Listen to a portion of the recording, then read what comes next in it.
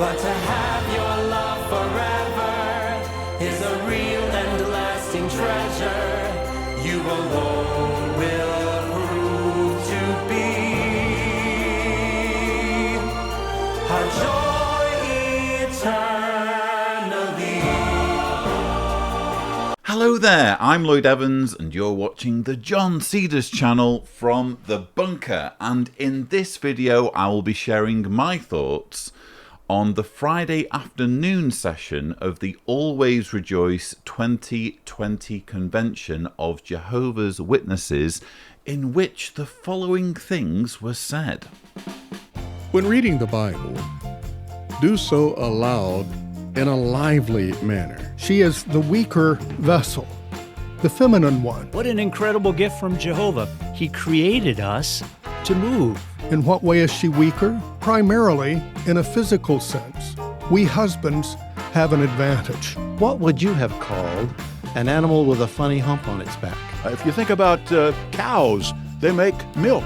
What is your favorite color? Is it red, blue, green? What's your favorite animal? I love dogs. I love puppies and kittens. My favorite animal is the dolphin. Bees make honey.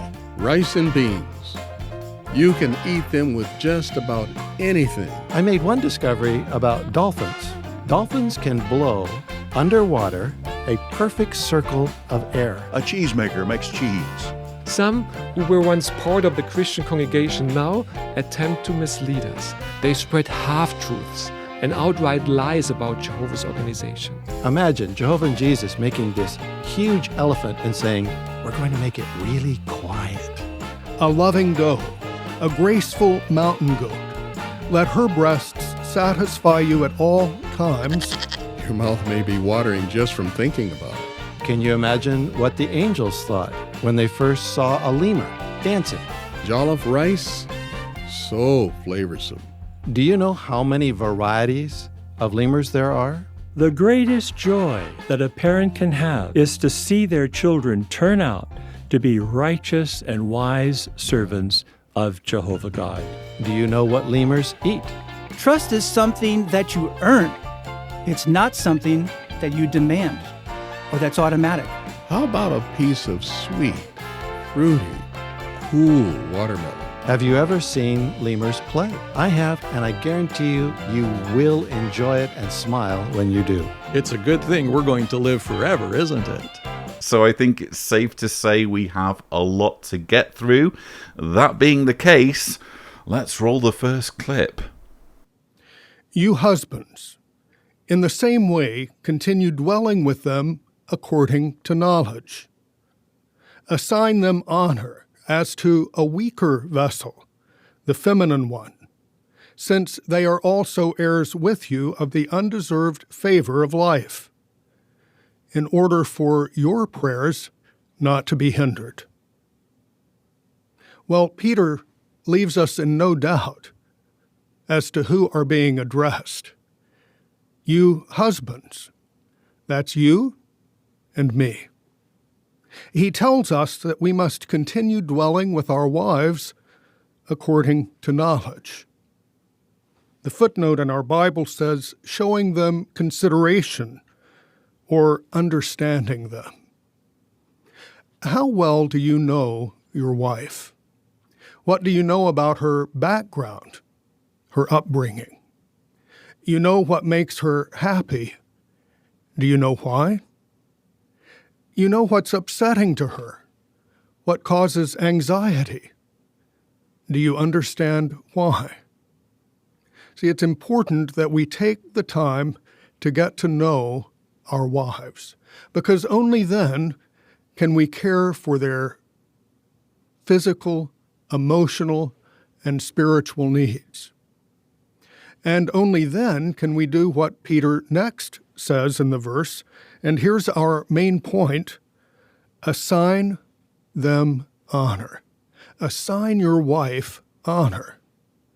And then Peter says, as to a weaker vessel. Now, what does Peter mean when he refers to the wife as a weaker vessel? Do you think he's betraying some chauvinistic leaning?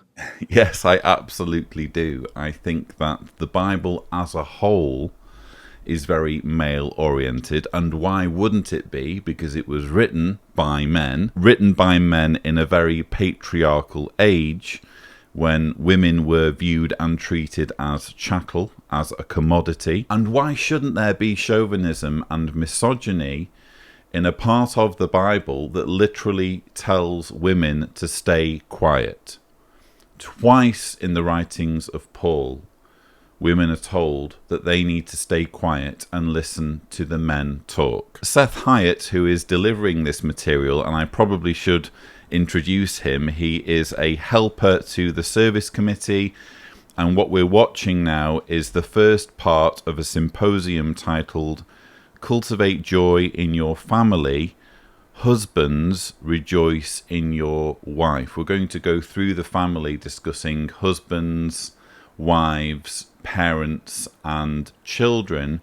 Seth Hyatt is here going to give the counter-narrative to the chauvinism in the New Testament and try to explain why the reference to women as being a weaker vessel isn't chauvinistic, and I'm going to tell you why it's all a load of nonsense. Do you think he's betraying some chauvinistic leaning? No, because he's already said, assign her honor. We could illustrate it this way. Imagine that you have two bowls, exactly the same size, exactly the same capacity, but one is made of wood and the other is made of very fine, very expensive porcelain. Both bowls, both with the same capacity, but would you handle both in the same way? No.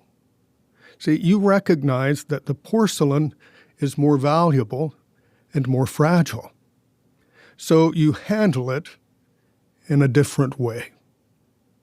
And that's what Peter is telling us about our wives. She is the weaker vessel, the feminine one. In what way is she weaker? Certainly not intellectually, and certainly not spiritually. Primarily, in a physical sense, we husbands have an advantage. So we accord our wife honor. That means we would never get physical with her. And certainly we would never, on a pretext, pretend to honor her in public and then abuse her in some way in private. See, that would never work, would it? No, we assign her honor at all times. Okay, there is a lot to unpack there. I'll deal first with the issue of husbands being physical with their wives. I'm going to have to be careful how I phrase things for YouTube's algorithms. I don't think Seth Hyatt, as a representative of Watchtower, as a governing body helper, has any freeness of speech to be straying into this particular area. So we accord our wife honor.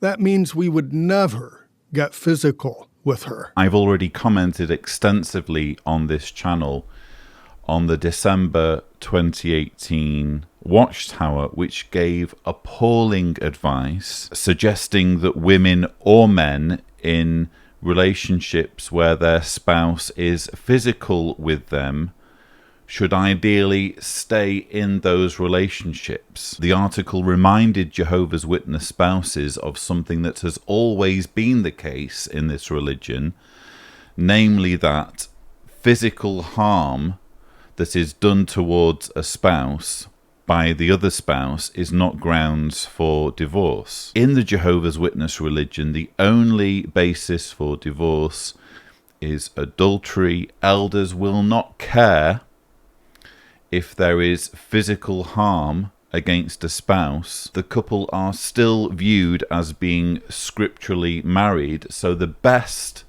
they can hope for, or the best the harmed spouse can hope for, is for a separation, but that means they are never allowed to remarry and never allowed to move on with their lives and move on to a non-toxic, non-harmful relationship. Again, I'm being very careful with my words here because unfortunately YouTube is making it very difficult for creators to discuss serious issues, but I do urge you to check out that particular video where I discuss that Watchtower article. And again, there is no room for Watchtower to be talking about this issue without mentioning the full story and the fact that spouses are routinely put in life-threatening situations due to this appalling policy. As for the whole nonsense about the weaker vessel verse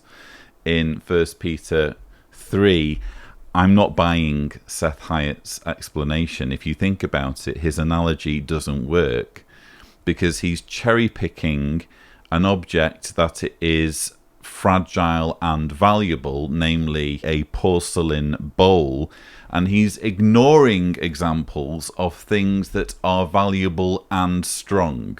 So why isn't he talking about a wooden bowl and, let's say, a diamond bowl? Diamond is arguably the strongest and most valuable material known to man. He is simply cherry-picking a material that suits his narrative, that allows him to get the Bible writers off the hook, even though we are staring at an obvious example of Peter, or whoever wrote the book of 1 Peter, an obvious example of a Bible writer being chauvinistic. If you go on the Wikipedia article on sex differences in human physiology, there is a section on muscle mass and strength. It reads in part, gross measures of body strength suggest that women are approximately 50% to 60% as strong as men in the upper body and 60 to 70% as strong in the lower body. One study of muscle strength in the elbows and knees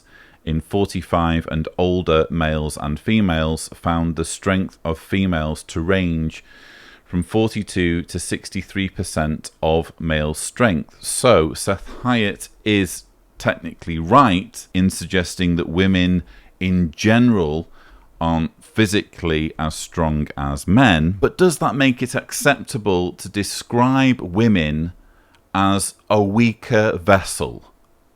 To imply that women are fragile? I'm personally very wary of any generalizing, because even if it is scientifically accurate to say that on the whole women are not as strong as men, there will always be exceptions. I'm sure there are any number of women out there who could kick my ass. What you're doing as a Bible writer when you write down give honor to women, they're fragile, give honor to women, they are a weaker vessel, is you are demeaning them. And demeaning women is what male chauvinism is all about.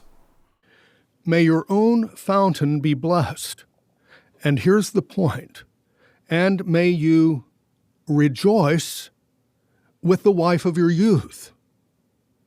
A loving doe, a graceful mountain goat, let her breasts satisfy you at all times. And then here again is the point. May you be captivated by her love constantly. What is the point? We must confine our romantic interests to our wife. There's no other option. We want to rejoice with the wife of our youth. We want to be captivated by her love. That means avoiding overly close relationships with other women. And not just physical relationships, texting, video conferencing, telephone calls, all constitute a relationship. So we're very careful. We set limits and we don't go beyond them. And confining our romantic interests to our wife includes rejecting sexual fantasies involving others. The world makes light of such fantasizing, but Jesus helped us to appreciate it's a very serious matter. Do you recall his words in the Sermon on the Mount? Anyone who keeps on looking at a woman so as to have a passion for her has already committed adultery in his heart. The point? Fantasizing is little more than rehearsing. So we reject such fantasies, knowing that they violate Bible counsel, including Jesus' very pointed advice. For the most part, what Seth Hyatt is saying there seems to make perfect sense. What is the point of a marriage if there isn't some basis for trust between the husband and wife? But Jehovah's Witnesses do not have the monopoly on this kind of advice. You can find it more or less anywhere. You can find it in any number of religions, including Christian denominations, that take marriage and the family very seriously. And it's perhaps worth noting that the JW version of this advice seems to go a little bit overboard. It seems to be a little bit excessive. It reminds me a little bit of some of the material that we saw in the Pillowgate videos when it was talking about flirting. Basically, in those videos, along with a number of other things, Bethelites were warned that almost any kind of friendship between unmarried people who weren't in a position to pursue romantic interests was frowned upon. Actually, frowned upon is putting it mildly. If I were a Bethelite, having watched those Pillowgate videos, I would be absolutely terrified of almost any sort of friendly interaction with a member of the opposite sex getting me into trouble. That's how much paranoia there is. And we see it a little bit here. Seth Hyatt says, that means avoiding overly close relationships with other women, and not just physical relationships. And not just physical relationships, texting, video conferencing, telephone calls, all constitute a relationship.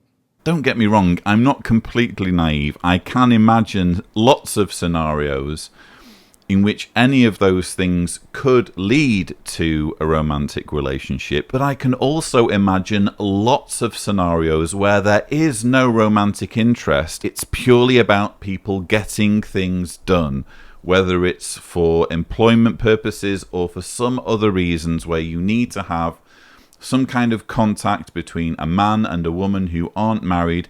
I can easily imagine there being no romantic interest whatsoever.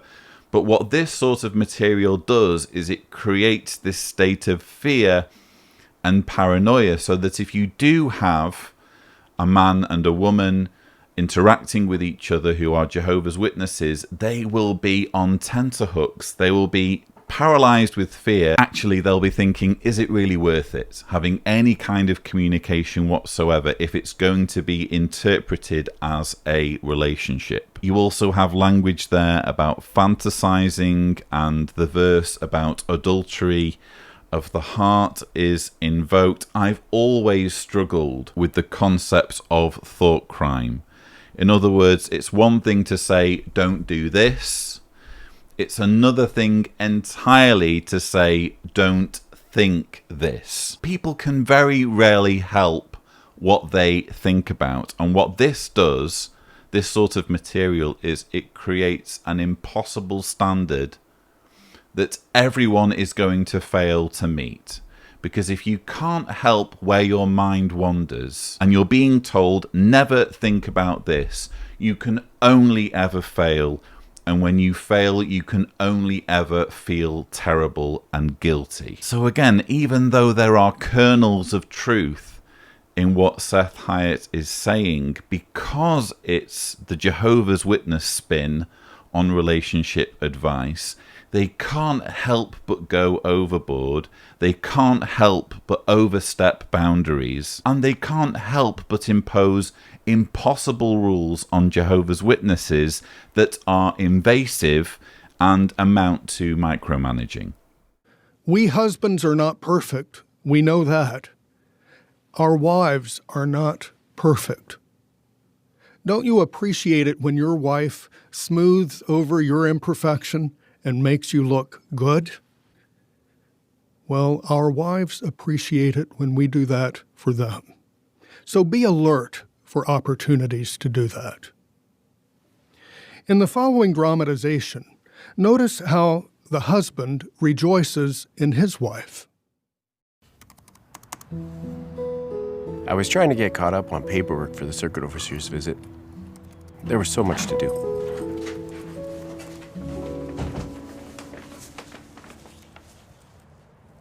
You gotta be kidding me.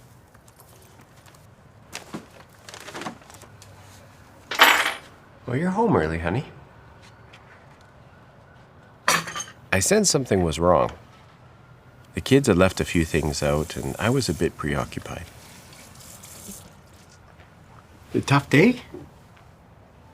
You were supposed to talk to the girls about this. They're making it a habit.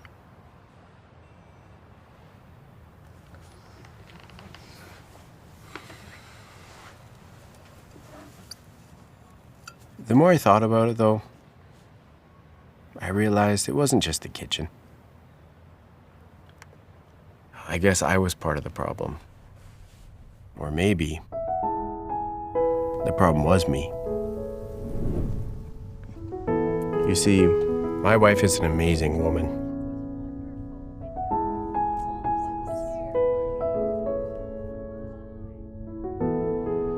So loving.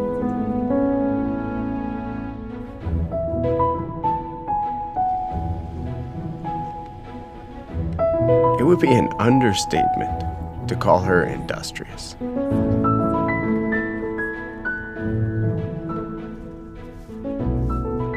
And then there's her infectious joy. I mean, how could I not love her? But sometimes it takes more than saying, I love you. You know, honey, you're right. This is completely unacceptable. I'll talk to the girls as soon as they come through that door. Thank you. I love you. I love you too. Did you notice how the husband in the video rejoiced in his wife? He reflected on her many good works, her devotion to Jehovah, the good acts that she performed for others, her fine work in behalf of her family, her spontaneous joy that made her even more beautiful to him. And as he reflected on all of those fine things, what happened? His appreciation for his gift deepened, and he was motivated to do something about it. What I noticed in that train wreck of a dramatization was a whole lot of misogyny and a whole lot of gender stereotypes.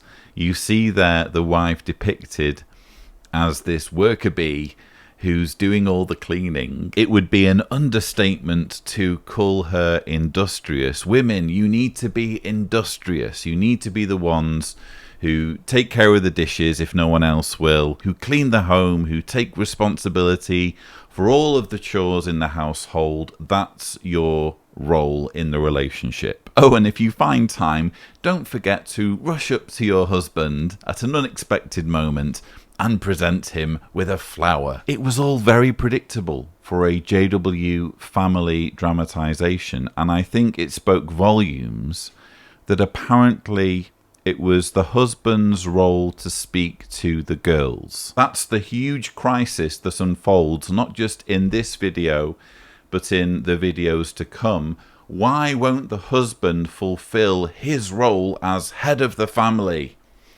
and exert his authority on the children? Well, why is this not something that she can do? What's stopping the mother from laying down the law and being firm with the girls and making sure that they do the chores that they've been assigned? It all starts to make sense when you remember that this script will have been written by men in the writing department at Bethel who for years have been immersed in this incredibly patriarchal, misogynistic organization where women are the worker bees who do the jobs that men don't want to do, and men are the heads of the household who lay down the law. Now, though, it's time to move on to the second part of the symposium, which will be presented by Patrick LaFranca, a helper to the Personnel Committee of the governing body. He's going to take us through the theme, Cultivate Joy in Your Family. Wives, rejoice in your husband. Christian wives, are you happy? Do you love being a wife? Well, probably right now you're looking at your husband and saying, of course, that's good. But could you add even more joy to your marriage? You may be thinking, yes, if only my husband would, and you finish the sentence. I think most husbands would admit we have some room for improvement. But this talk is for you. What can you do as a wife to add joy to your marriage? Well, one of the first things is to think about your God-assigned role. Open, please, to Genesis chapter 2 and verse 18. Now here, Jehovah is going to explain why he was making a wife for Adam. Then Jehovah God said, "It is not good for the man to continue to be alone. I am going to make a helper for him as a complement of him." So Eve was going to be a helper as a complement of Adam. What is a complement? Well, we feel sure that you sisters know a lot about complementary colors. When you go to pick out an outfit with accessories, you pick those with colors that blend well together, that are a harmonious combination. Or when you're making a meal, you know there are certain foods that go well with other foods or complement other foods. Like a Korean sister making kimchi probably will make rice, or pasta with cheese, bacon and eggs, bread and butter. There are so many combinations that complement one another. So when Jehovah God created Eve, he built into her feminine qualities that he knew would really work well with Adam's masculine qualities. So it's no surprise that a talk for wives is not given by a wife, even though there are plenty of wives to go round at Bethel. No, it needs to be given by a bloke who is willing to present a talk that gives free rein to all of this misogyny and sexism. He starts off by telling women what they're thinking, and I'm pretty sure this would have been him ad-libbing. I find it difficult to believe. I haven't seen the outline for this talk, but I find it difficult to believe that the outline requires the speaker to second guess what women in the audience are thinking. He says, could you add even more joy to your marriage? Could you add even more joy to your marriage? You may be thinking, yes, if only my husband would, and you finish the sentence. So Patrick LaFranca is immediately thinking the worst of his audience. He's immediately positioning wives as the sort of people who would shift blame onto someone else. He then says, what can you do as a wife to add joy to your marriage? What can you do as a wife to add joy to your marriage? Well, one of the first things is to think about your God-assigned role. And of course, the God-assigned role he's referring to is that of being a complement, because as we all know, women were put on this planet to be a complement to men. That's the attitude toward women in this religion. You're here as a complement. Think of yourself as an assistant, as a sidekick. And in explaining what a complement is, because obviously women won't be able to figure out what basic words mean, he invokes yet more gender stereotyping. What is a compliment? What is a compliment? Well, we feel sure that you sisters know a lot about complementary colors. When you go to pick out an outfit with accessories, you pick those with colors that blend well together. Yes, Patrick, because that's all women are bothered about, matching colours for clothes and accessories. But Patrick isn't done with his gender stereotypes. He realises there's another type of compliment that women will be familiar with, and that relates to cooking, because we all know that cooking is the woman's role. Or when you're making a meal. You know there are certain foods that go well with other foods, or complement other foods. Now, at the risk of making myself a huge hypocrite, I should perhaps mention that in our family, it does just so happen that the wife is the one who does the majority of cooking. It wasn't always like that. When we first met, I was doing quite a bit of cooking, but it just so happened that the way things settled down in our relationship was for Deanna to do the majority of cooking because she's a better cook than me. I can easily imagine other relationships where that is not the case, where it is in fact the man who does the cooking and where the wife contributes in other areas to the relationship, because there is no rule saying that if you're a wife, you're the one who does the cooking, you're the one who does the household chores. But that's not the case in the Jehovah's Witness religion, which seems to be stuck in the 1950s. Now, Ecclesiastes chapter 4, verse 9 and 10 describe what a partnership should be like. So, wives, do you think of yourself as your husband's partner? Well, let's read verse 9. 2 are better than 1 because they have a good reward for their hard work. So your husband has made a decision. And maybe you think, I don't know if that's the best decision. But you're his partner.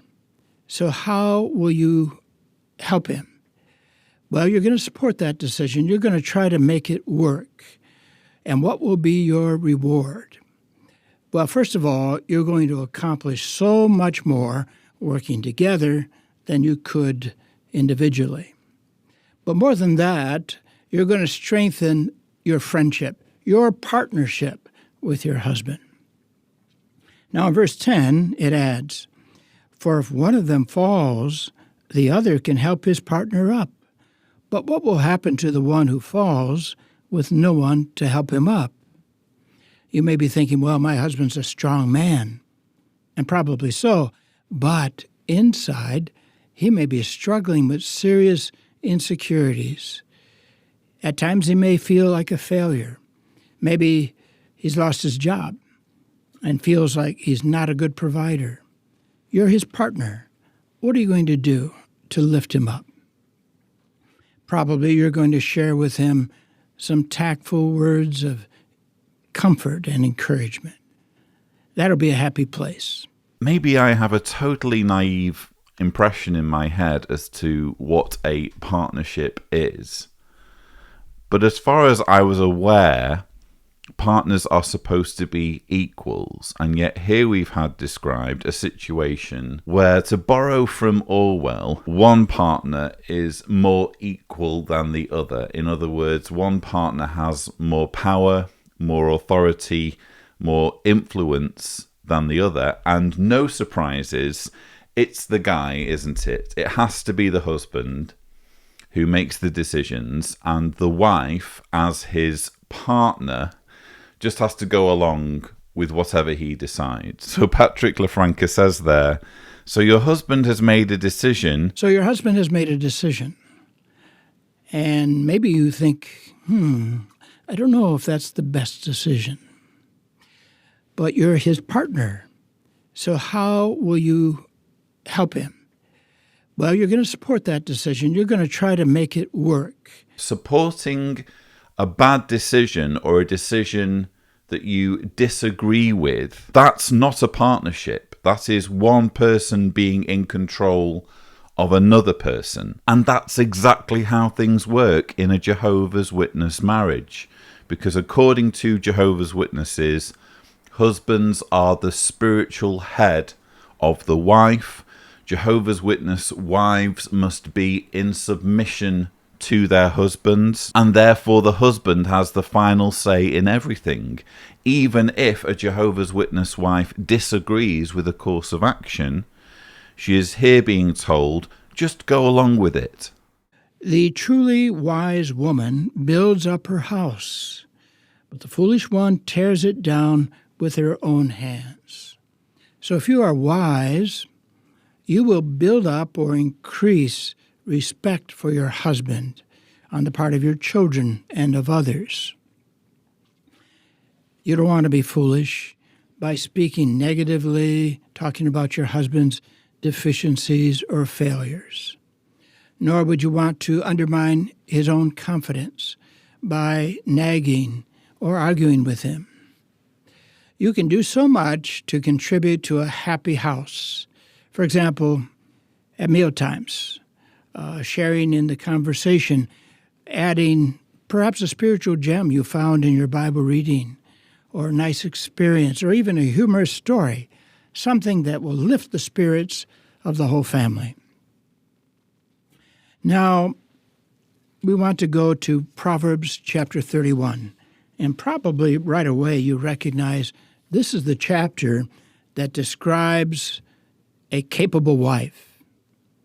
And I think all of you wives want to be that. You want to be that Proverbs 31 wife. When you read those verses, you realize this woman is very busy. She's out there buying household supplies, caring for the health and the welfare of her family, helping others in need, spending money wisely, diligently caring for all the duties of a wife, mother, friend, and neighbor. We think many of you wives are doing all of those things. And you do it day in and day out, and you don't complain, and you're happy. Happy because you're giving. And then you're even happier when this happens in verse 28. Her children rise up and declare her happy. Her husband rises up and praises her. So they do appreciate what you do. Sometimes they may not express it, but they do appreciate it. Where to even begin? I mean, there's nothing new here, is there? This is an entirely male-centric view of what a woman brings to a marriage, isn't it? Everything is on the woman. We don't see husbands being told not to nag the wife. We do see wives being told not to nag their husbands. Nor would you want to undermine his own confidence by nagging or arguing with him.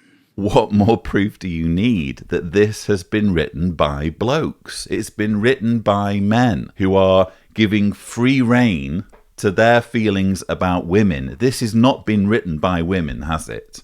And yet this is supposed to be for women. Wives are told that when they make the meal, because we've already learned that apparently this is part of the role of the wife, part of the wifely duties apparently, is to chain yourself to the kitchen and prepare a meal.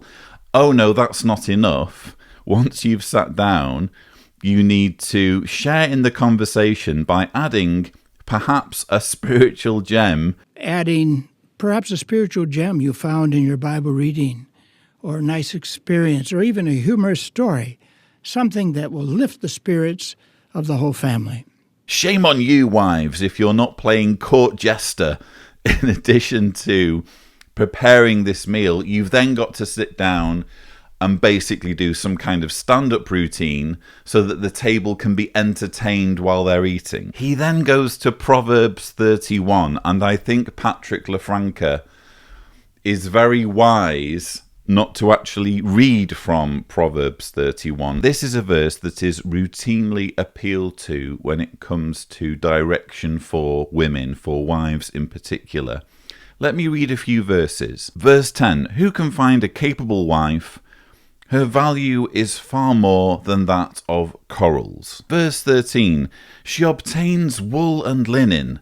She delights to work with her hands. She is like the ships of a merchant. bringing her food in from afar. Verse 15, she also rises while it is still night, providing food for her household. This is where it all comes from, isn't it?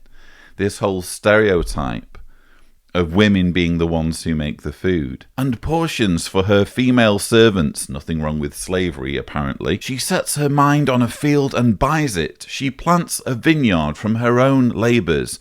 She prepares herself for hard work, and she strengthens her arms. I don't need to read more. You get the picture. There's no real relevant advice when it comes to relationships. Everything is about work. Work, work, work. If you are a wife, you are a commodity, you are the property of your husband, and it's your role, your wifely duty, to complement your husband by effectively working for him. That's the view of women that this organisation espouses. And they know it's entirely out of step with 21st century thinking, where we're now realising that actually men and women are equal and should have an equal role in a relationship. They sense that people have figured out that there should be equality when it comes to men and women in relationships or the workplace or whatever. But because they feel they are God's channel of communication to mankind, and they feel it's their responsibility to stick to whatever the Bible has to say, good or bad, they can't help but just revert back all the time to this incredibly sexist, misogynist, chauvinistic way of thinking about women. And I think all of you wives want to be that. You want to be that Proverbs 31 wife.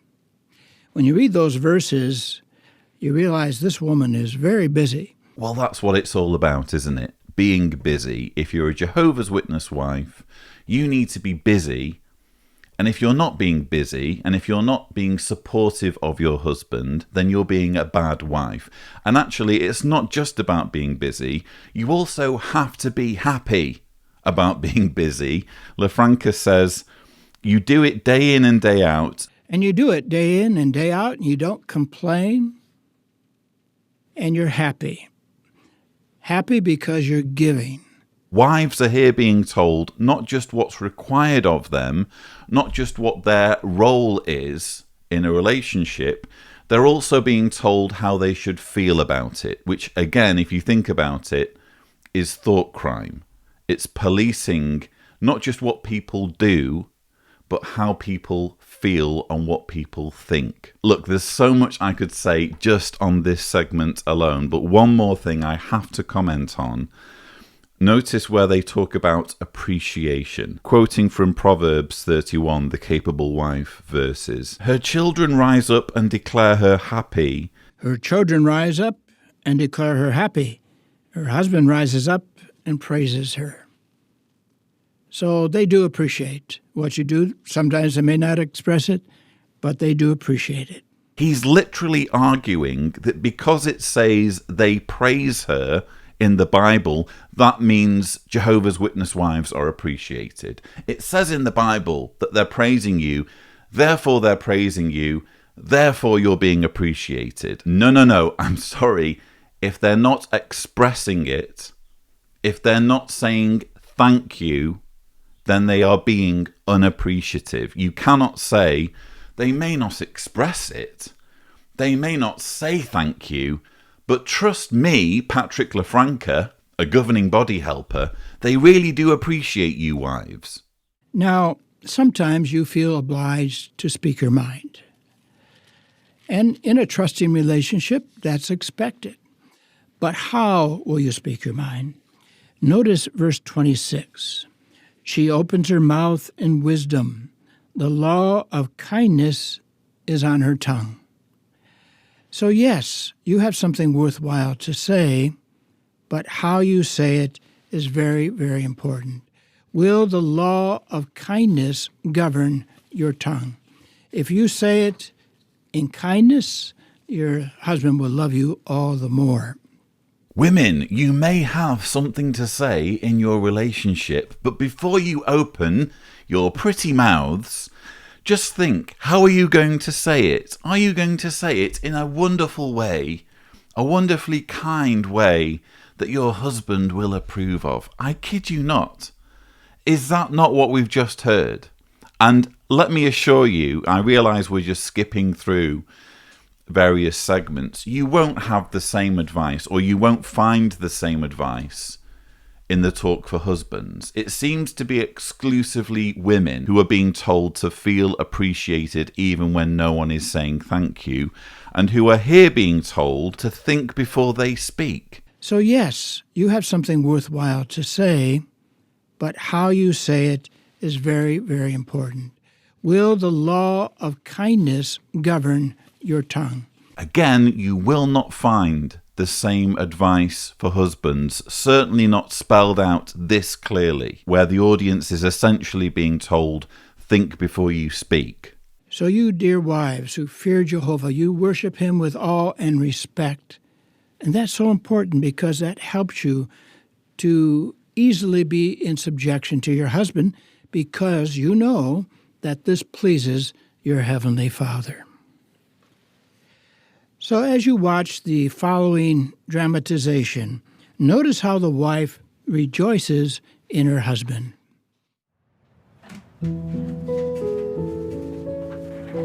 I was so tired after work, but glad to finally get home. Until...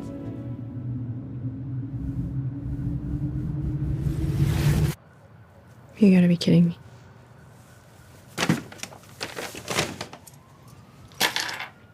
You're home, honey. I knew he had congregation stuff to work on. But seriously? A tough day? You were supposed to talk to the girls about this. They're making it a habit.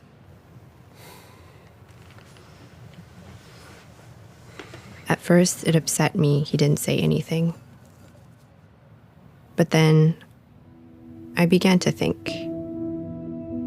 It's actually something I've come to love about John. His patience.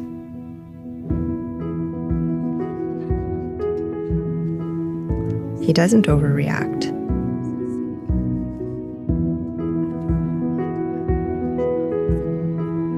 He's thoughtful, concerned. He really listens.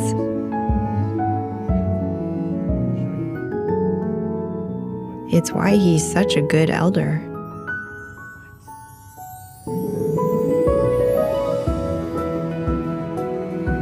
And why we've enjoyed so many blessings together.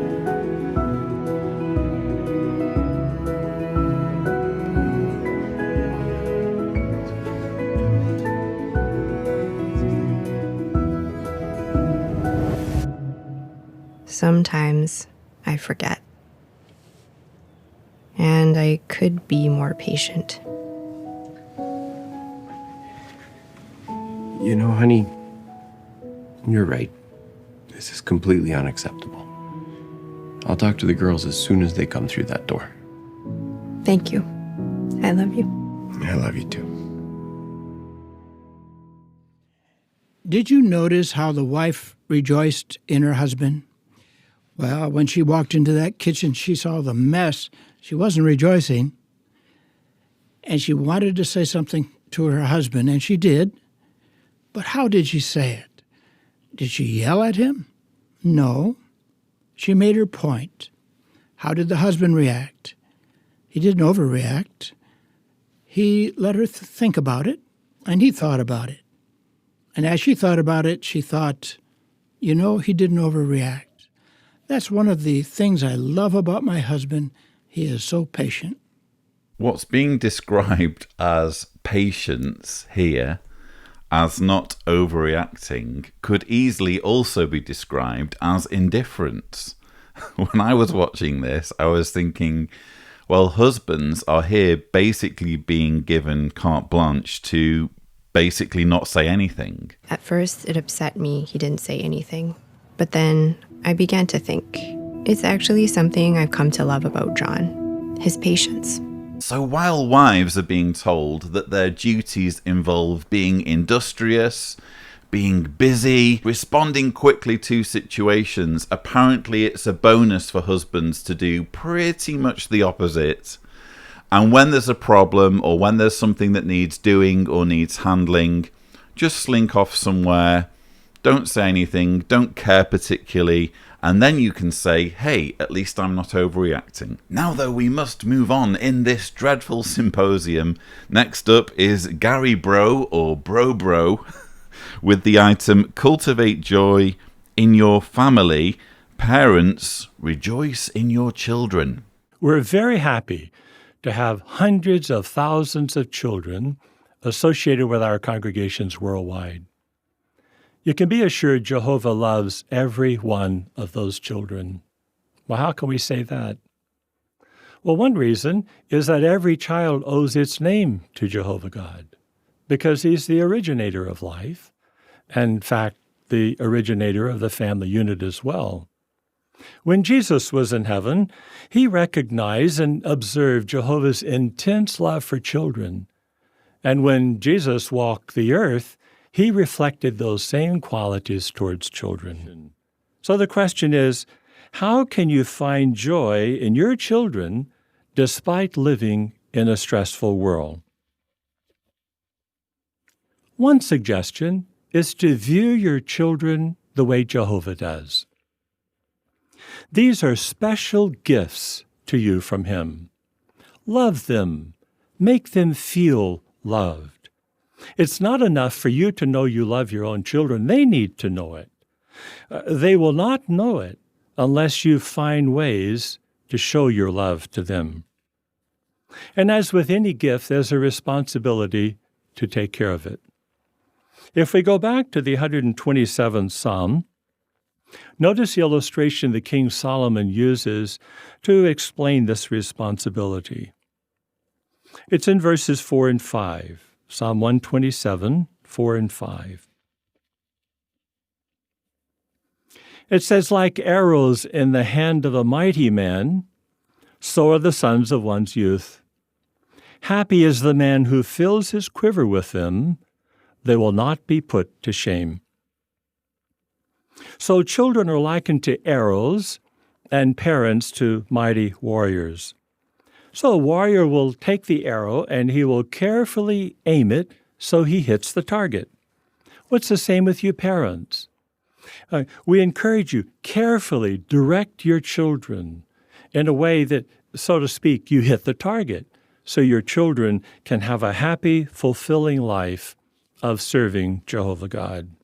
Anyone who, like me, follows what's going on with this organization when it comes to child protection will have been frankly sickened by the opening words to this talk. We're very happy to have hundreds of thousands of children associated with our congregations worldwide.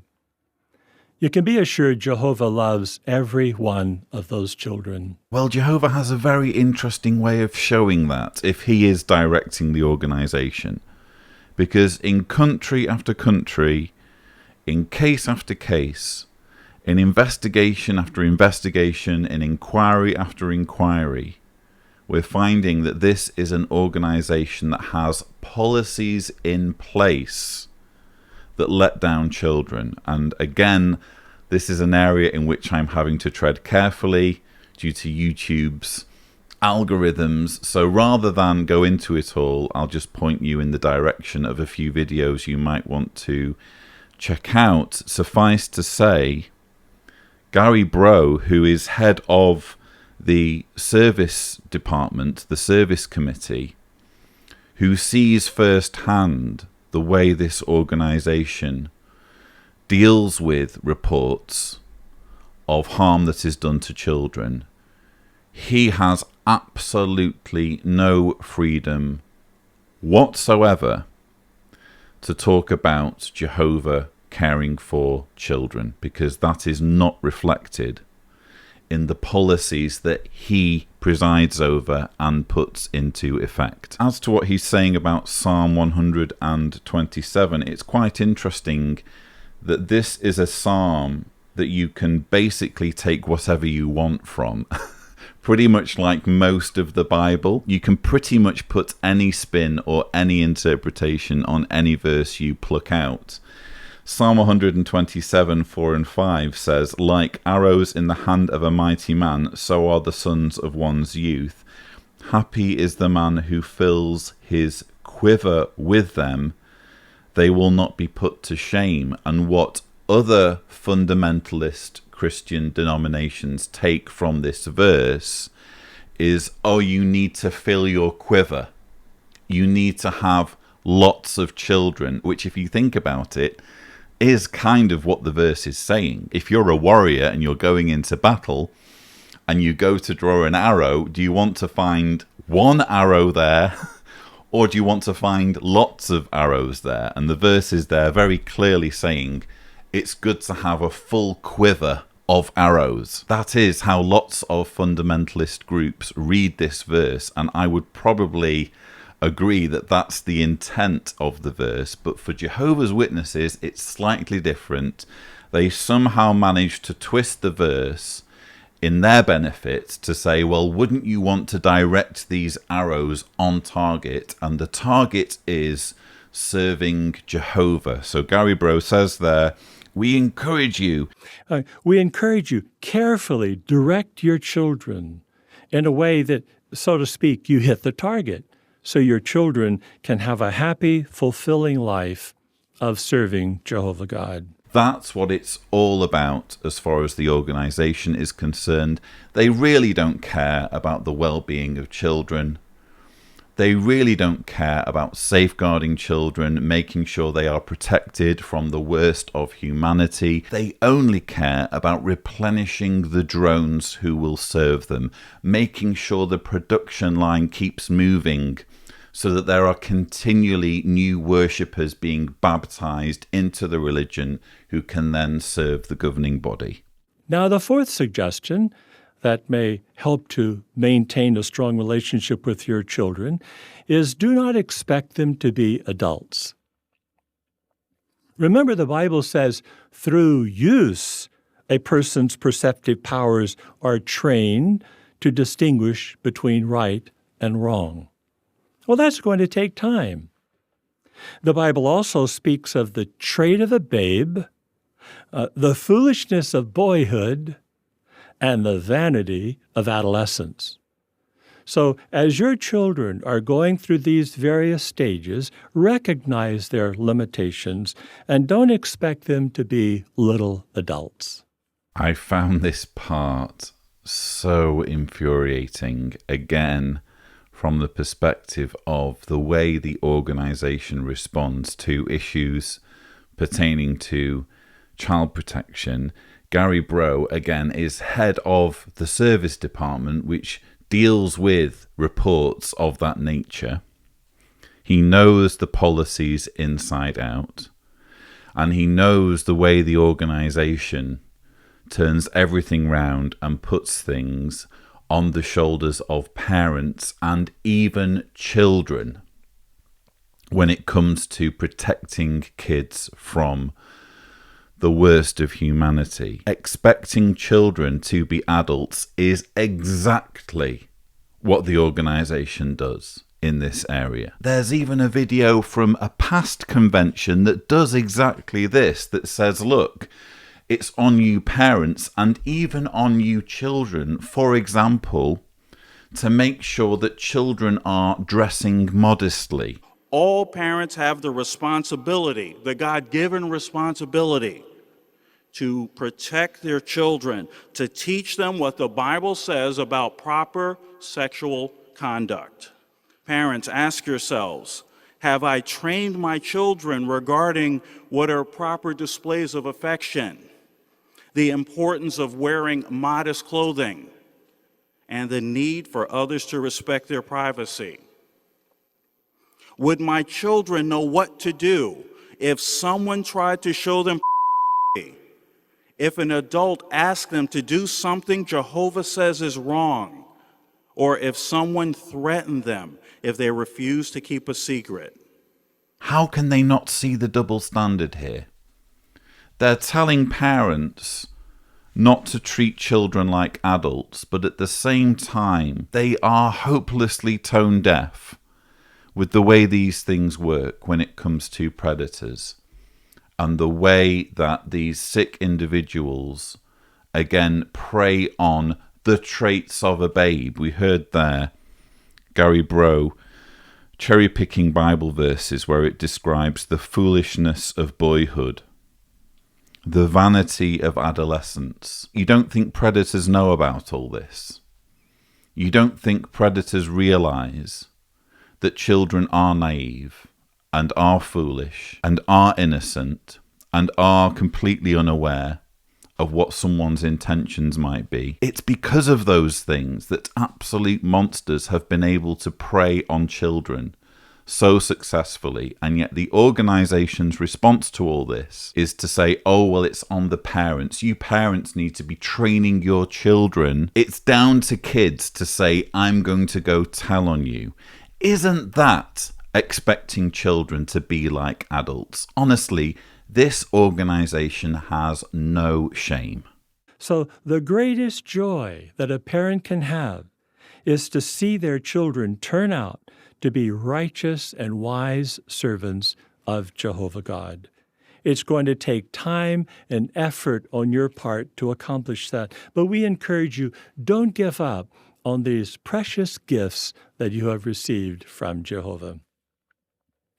Have you watched the following dramatization? Notice how the parents rejoice in their children. Thank you. I love you. I love you too. Showtime. So the fire drill went off right when we were having our math test. Hey, Mom, Dad, got a shower before our study.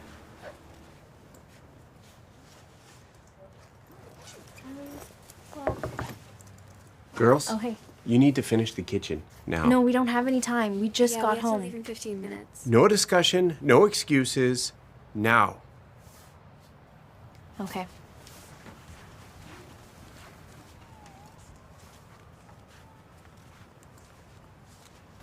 Thanks. I did tell them to leave the kitchen spotless, didn't I? Yeah. They needed to hear that. True. It's just, overall, they are. I know. They were auxiliary pioneering during the circuit overseer's visit. They really put themselves out for others.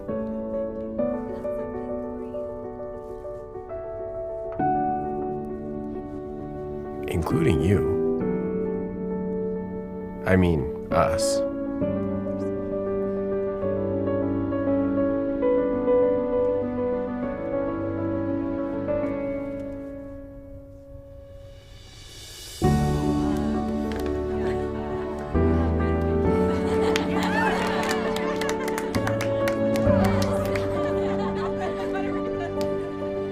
I don't ever want to take them for granted.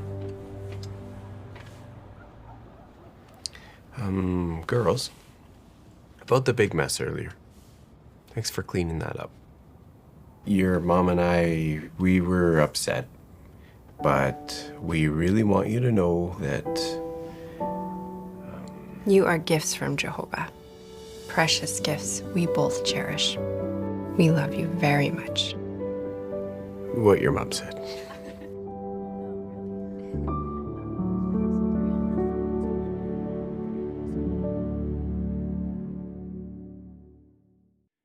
Did you notice how the parents rejoiced in their children?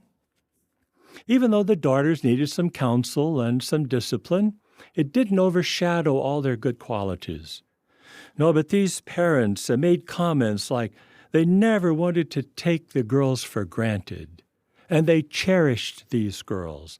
In fact, they openly expressed that they loved them. What we've just seen is Watchtower depicting its ultimate fantasy when it comes to child indoctrination. That's what this whole talk is about. Watchtower doesn't care how well behaved children are, or whether they do the dishes, or respond well to discipline, or respect their parents. Watchtower only cares about them, about making sure that this production line continues to churn out new followers. And we saw there this sickening footage of the girls in their rooms studying, filling their minds with propaganda to tell them how great the organization is and how by serving the organization they will be fulfilling everything that Jehovah expects of them.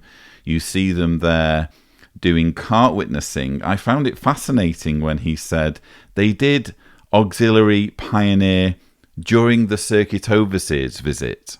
They were auxiliary pioneering during the circuit overseer's visit. Well, why does everything have to revolve around the circuit overseer? Really, when you think about it. You're telling me that preaching a life-saving message only matters when there is a Watchtower representative in town. This is the mentality that Jehovah's Witnesses have. It's all about the hierarchy. It's all about impressing the next person up the ladder. And ultimately, it's all about serving the organization. I also found it very interesting, the part where it shows them at the meal table and they're making a big deal out of thanking the girls. They say, we really want you to know that you are gifts from Jehovah, precious gifts we both cherish. Apparently the father had difficulty spitting the words out, had difficulty praising his children, so mum came to the rescue and said it. I just think it's worth noting that positive reinforcement is not exclusive to Jehovah's Witnesses. Positive reinforcement is something that you can actually do entirely without religion, and it's something that I have found is a really fantastic tool when it comes to raising kids, not just telling them off when they do things wrong, but praising them when they do things right. And I can tell you as a father, I don't need Deanna to finish my sentence for me when it comes to praising Jessica. I don't need to be told by Gary Bro or this convention or anyone else that it's beneficial to say, Jessica, you've been a very good girl today. Mummy and Daddy are very proud of you. You don't need religion of any kind to say that. Now, though, it's time to move on to the final part of this dreadful symposium. Next up is Ronald Curzon, or Robo-Ron, as I like to call him. He always just reminds me of like what an emergency hologram speaker would look like if there could be such a thing. He is a helper to the teaching committee, and he is delivering the item, Cultivate Joy in Your Family. Young ones, rejoice in your parents. You young ones, you play a vital role in contributing to the joy in your family life. Your mother, your father, they love you very much, and they want to have a close, personal, loving relationship with you. And it's their heartfelt desire that you have a close, personal, loving relationship with your Heavenly Father, Jehovah. They want you to be happy now and for the rest of your life, everlasting life. So what is Jehovah asking of your parents? To train you in such a way that you will always serve Jehovah from your youth all the way to your adulthood, and really for the rest of your life. Now, will your parents always make the perfect decision, the perfect rule? No. Breaking news, it's not news to you that they will make mistakes. They're imperfect. But they love you, and they're doing the best they can to give you the best training possible so you can love Jehovah and serve him forever. Breaking news. Yeah, Ron Curzon really knows how to speak to the young generation. He's totally in tune with how young people think and talk. Well, this is pretty much more of the same, isn't it? We've just had a continuation, really, of Gary Bro's talk. Gary Bro was speaking to parents. Ron Curzon is now speaking to young people in a way that they will relate to, apparently. But it's all the same message. It all boils down to serve Jehovah. Do everything that you can to benefit not yourselves, not your family, but the organization. We heard him there say, what is Jehovah asking of your parents?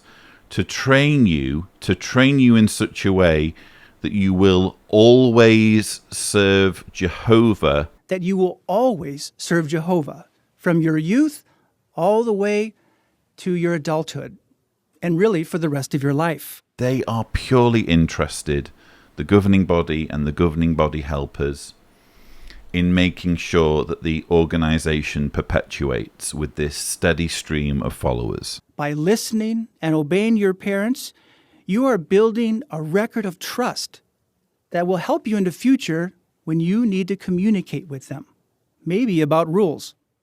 Remember, trust is something that you earn. It's not something that you demand or that's automatic.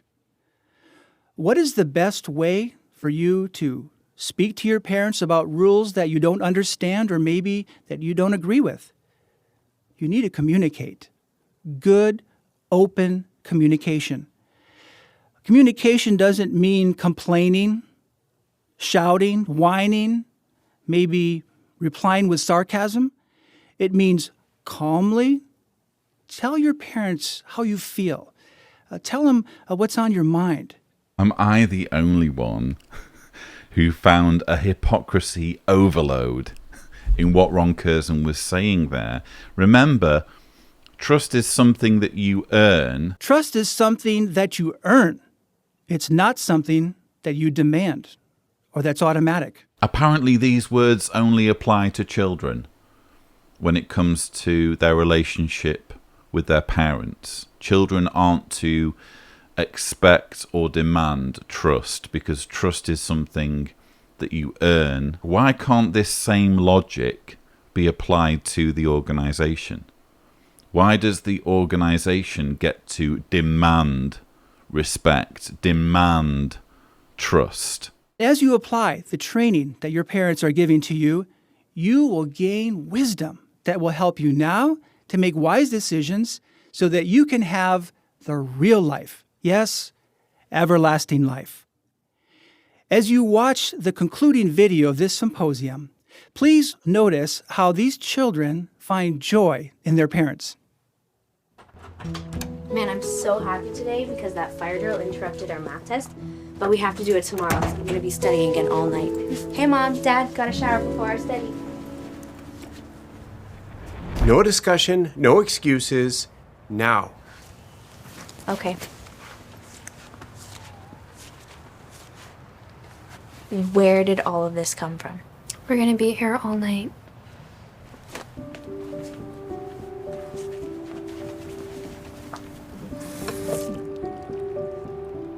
It did give us time to think.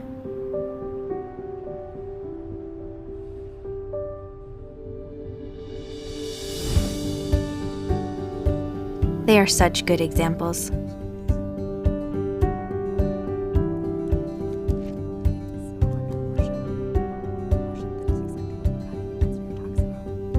Mom never stops working.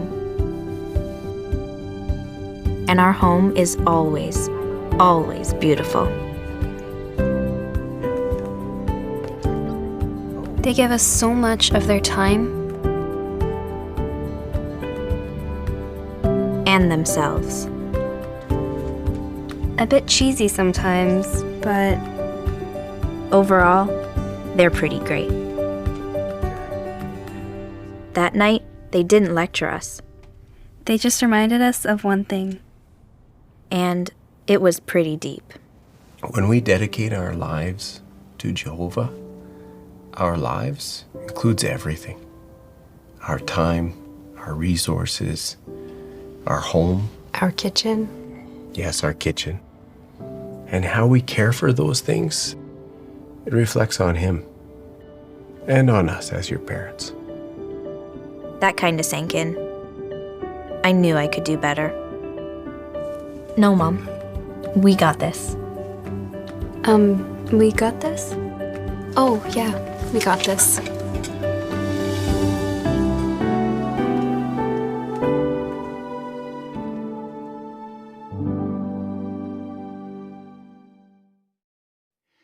Did you notice how the daughters showed respect for their parents? They did this by listening and obeying their instructions. What I noticed, Ron Curzon, is again this hopelessly backward stereotype of women and what wives or mothers are supposed to do in a relationship. Apparently, it's all about cleaning. Mom never stops working. Mom never stops working. And our home is always, always beautiful. Apparently, husbands and fathers are off the hook here. Apparently, husbands and fathers don't have to work all the time and don't have to necessarily worry about whether the home is beautiful. Jehovah's Witness women are supposed to be happy little worker bees who just do whatever their husbands ask of them as their partners and make sure the home is spotless at all times. Then you have these astonishing lines in the dramatization. They reminded us of one thing, and it was pretty deep. They just reminded us of one thing. And it was pretty deep. What is this deep, profound wisdom we're about to hear?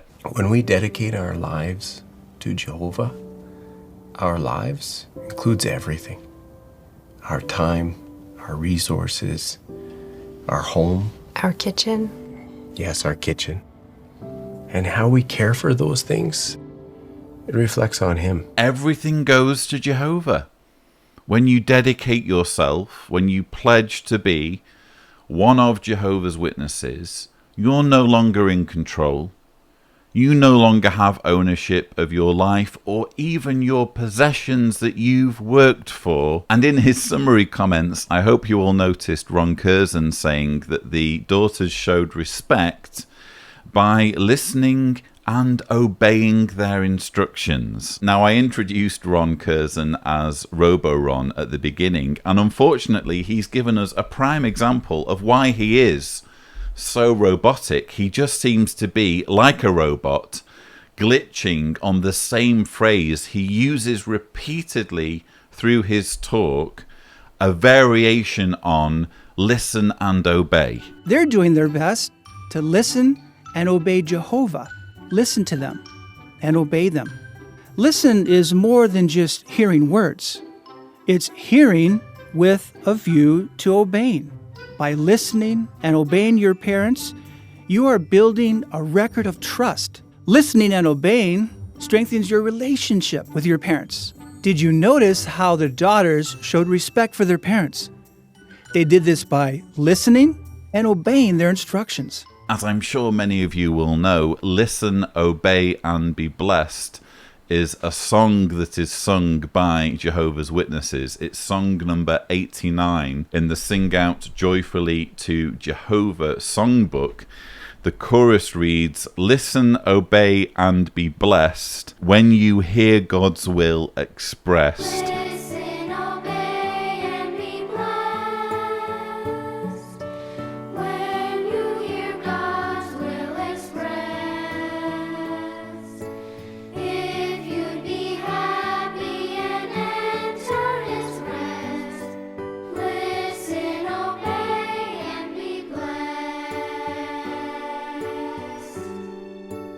It's an openly manipulative, controlling song that was actually targeted at children in 2012 when Caleb and Sophia first arrived on the scene with their cartoons.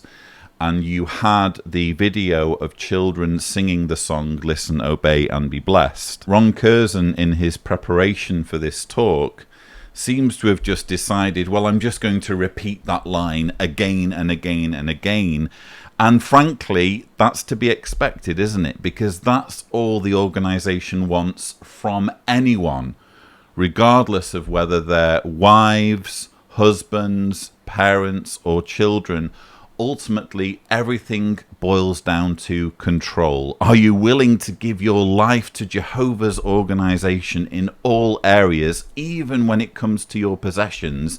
Because don't forget, Jehovah owns you and expects obedience. And thankfully, that brings to an end this grotesque symposium on families and how families are ultimately controlled by Jehovah.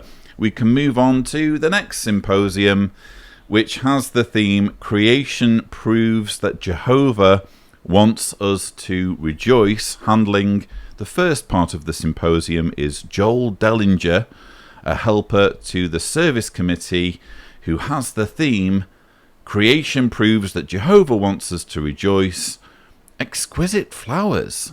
Are you convinced that Jehovah wants you to rejoice? We have many reasons to believe that. Creation is one such proof. In the beginning, the Bible teaches that Jehovah worked very hard to make our home a delightful place to live here on planet Earth. This included his creating millions of different species of plants and animals. And when he finished with all this amazing activity, do you know what our Creator did next? At the end of the 6th creative day, the Bible tells us at Genesis chapter 1 and verse 31, God saw everything he had made, and look, it was very good. Think about that. After working hard over perhaps the course of thousands of years, our Father paused, he inspected everything, and then he rejoiced in all that he had made. I think it's useful to include this segment of the convention, if only to help inform those of you watching who've never been Jehovah's Witnesses and don't know much about the religion. Perhaps you just find it all quite fascinating. Jehovah's Witnesses are ultimately a creationist group. They don't like the word creationist. In fact, they reject the word creationist, but they are very definitely a creationist group. Creationists can be young earth creationists, in other words, creationists who believe the earth was literally made in 6 days, or they can be old earth creationists who say things like, oh, well, a day could be many thousands of years. And that's exactly what Jehovah's Witnesses are. They are old earth creationists. But what's fascinating is in his preamble to this talk, he can't help but give clues, Joel Dellinger, of how scientifically backward Jehovah's Witnesses are. So he says, after working hard over perhaps the course of thousands of years. After working hard over perhaps the course of thousands of years, our Father paused, he inspected everything, and then he rejoiced in all that he had made. The universe is 13.8 billion years old. The Earth, 4.543 billion years old. So 4,543 million years old for the Earth.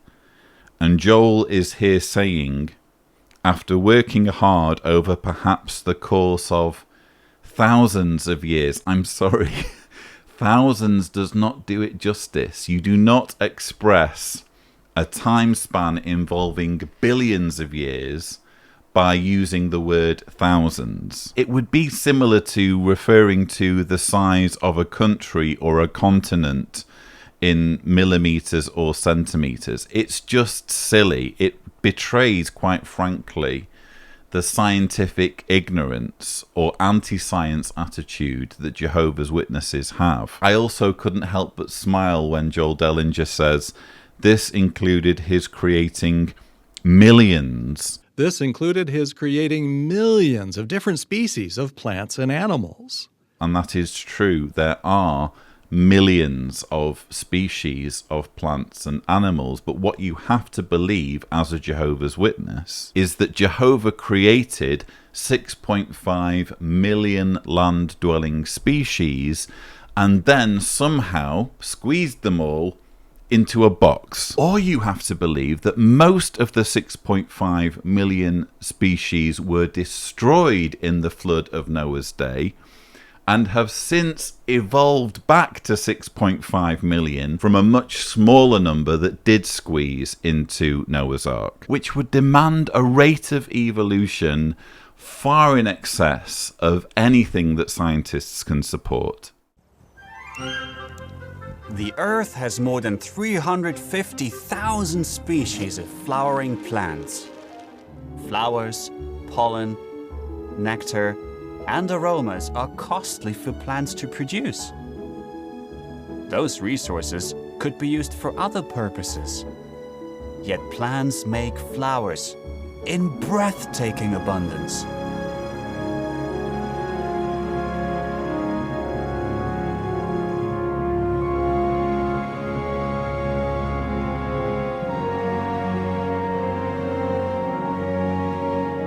Jehovah generously created flowers in a way that brings us joy and reminds us to trust Him when we are anxious. Take a lesson from the lilies of the field, how they grow. They do not toil, nor do they spin.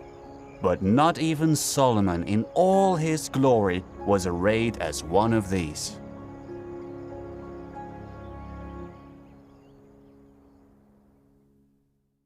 Did that video stir within you a desire to get to know Jehovah's creative works even better?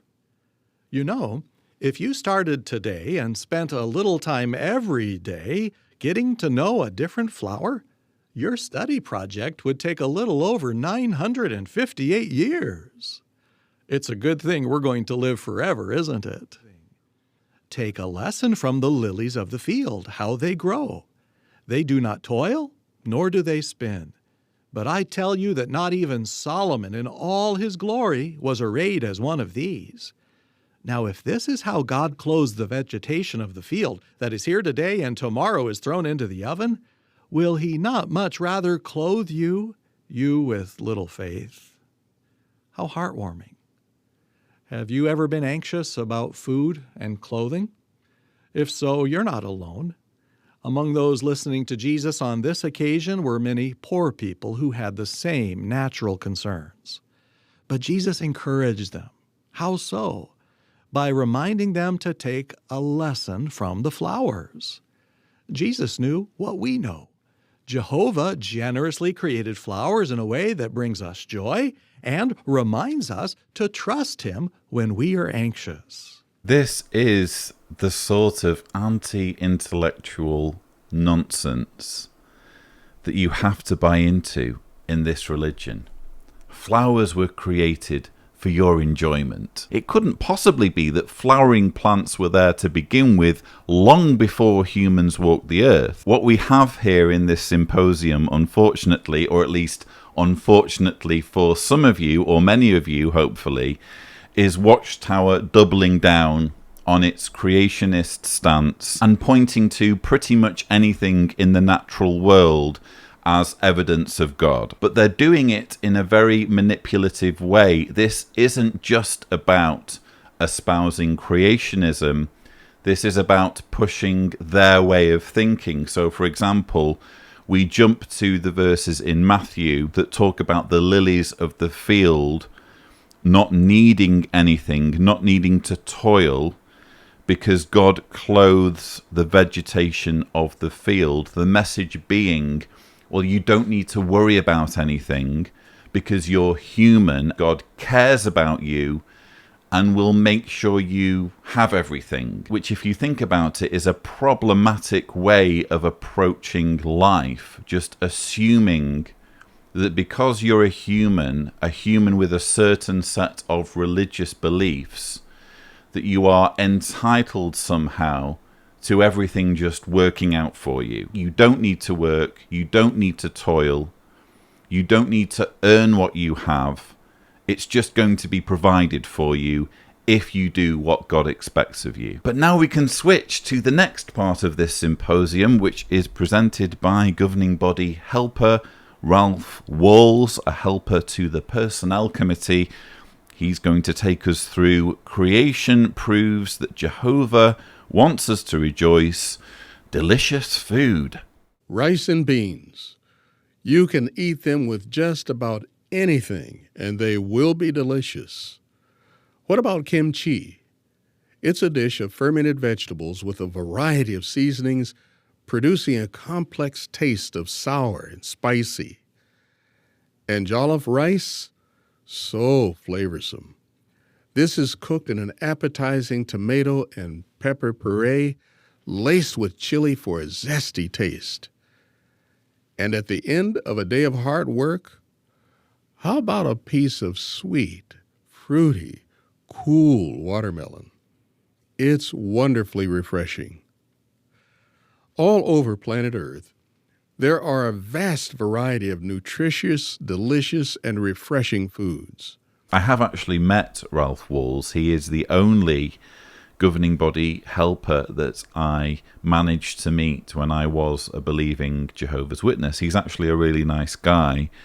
I just think it's a shame that he is part of the Watchtower juggernauts. He's a cog in the wheel of this manipulative cult machinery, and the whole point of this talk is not to extol cooking or encourage people to care more about different foods and how they're prepared.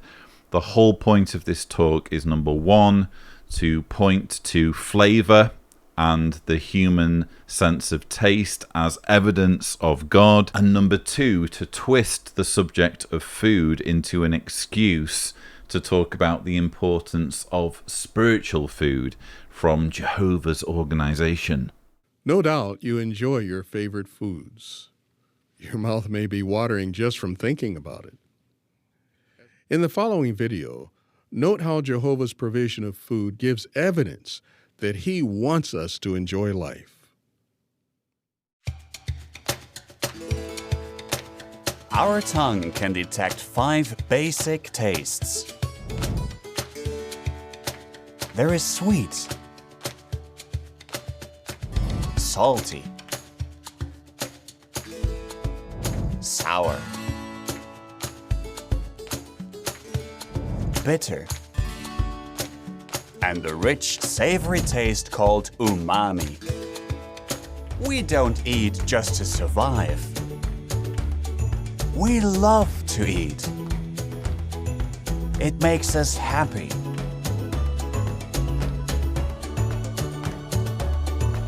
And the Bible says why. That everyone should eat and drink and find enjoyment for all his hard work. It is the gift of God.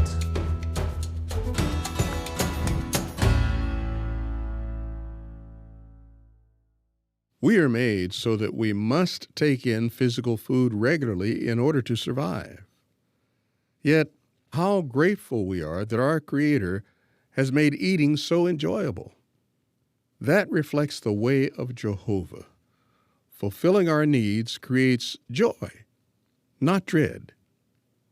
You will not find a normal individual complaining about eating a good dinner. No, rather, it's enjoyable.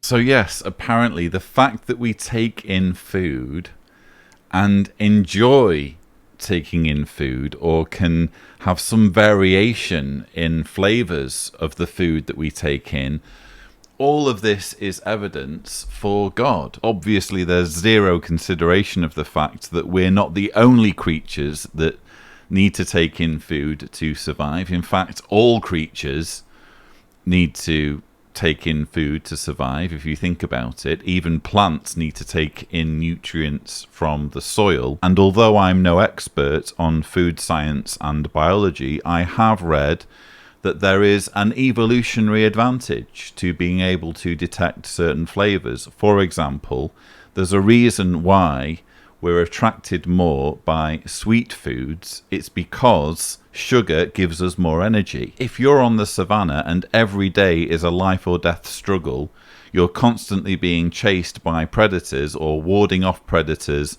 or other members of your tribe, you need lots of energy. Of course, there is an evolutionary advantage if you prefer high sugar foods that are going to give you lots of energy over, say, savory foods. So it makes sense that you're going to be able to detect these different flavors and respond differently to different flavors. So in other words, science has an answer to all of this if you will just bother to do the research and listen to what evolutionary biologists have to say. But obviously, Watchtower doesn't want Jehovah's Witnesses to do this. Instead, they get this watered down, infantilizing claptrap about it all being an evidence of Jehovah's love. But as we're going to see, it really isn't just about espousing creationism and trying to distract people from evolutionary science. There is a hidden message. In every single one of these talks, they're going to take something, whether it's the ability to taste, the ability to see, the ability to do something else, and they're going to twist it into a reason to remind Jehovah's Witnesses to keep doing what's expected of them. In this case, Ralph Walls really isn't here to talk about jollof rice or watermelons. He's here to remind witnesses of the importance of appreciating spiritual food. The beauty of Jehovah's Way is that he has made the satisfying of our spiritual need enjoyable. Why do we say that? Because God's Word, the Bible, is written in a way that is appealing to us. In his great wisdom, he used humans to write the Bible. Think about it. If, for example, he had used angels, would they have been able to convey the emotions and feelings with a human touch?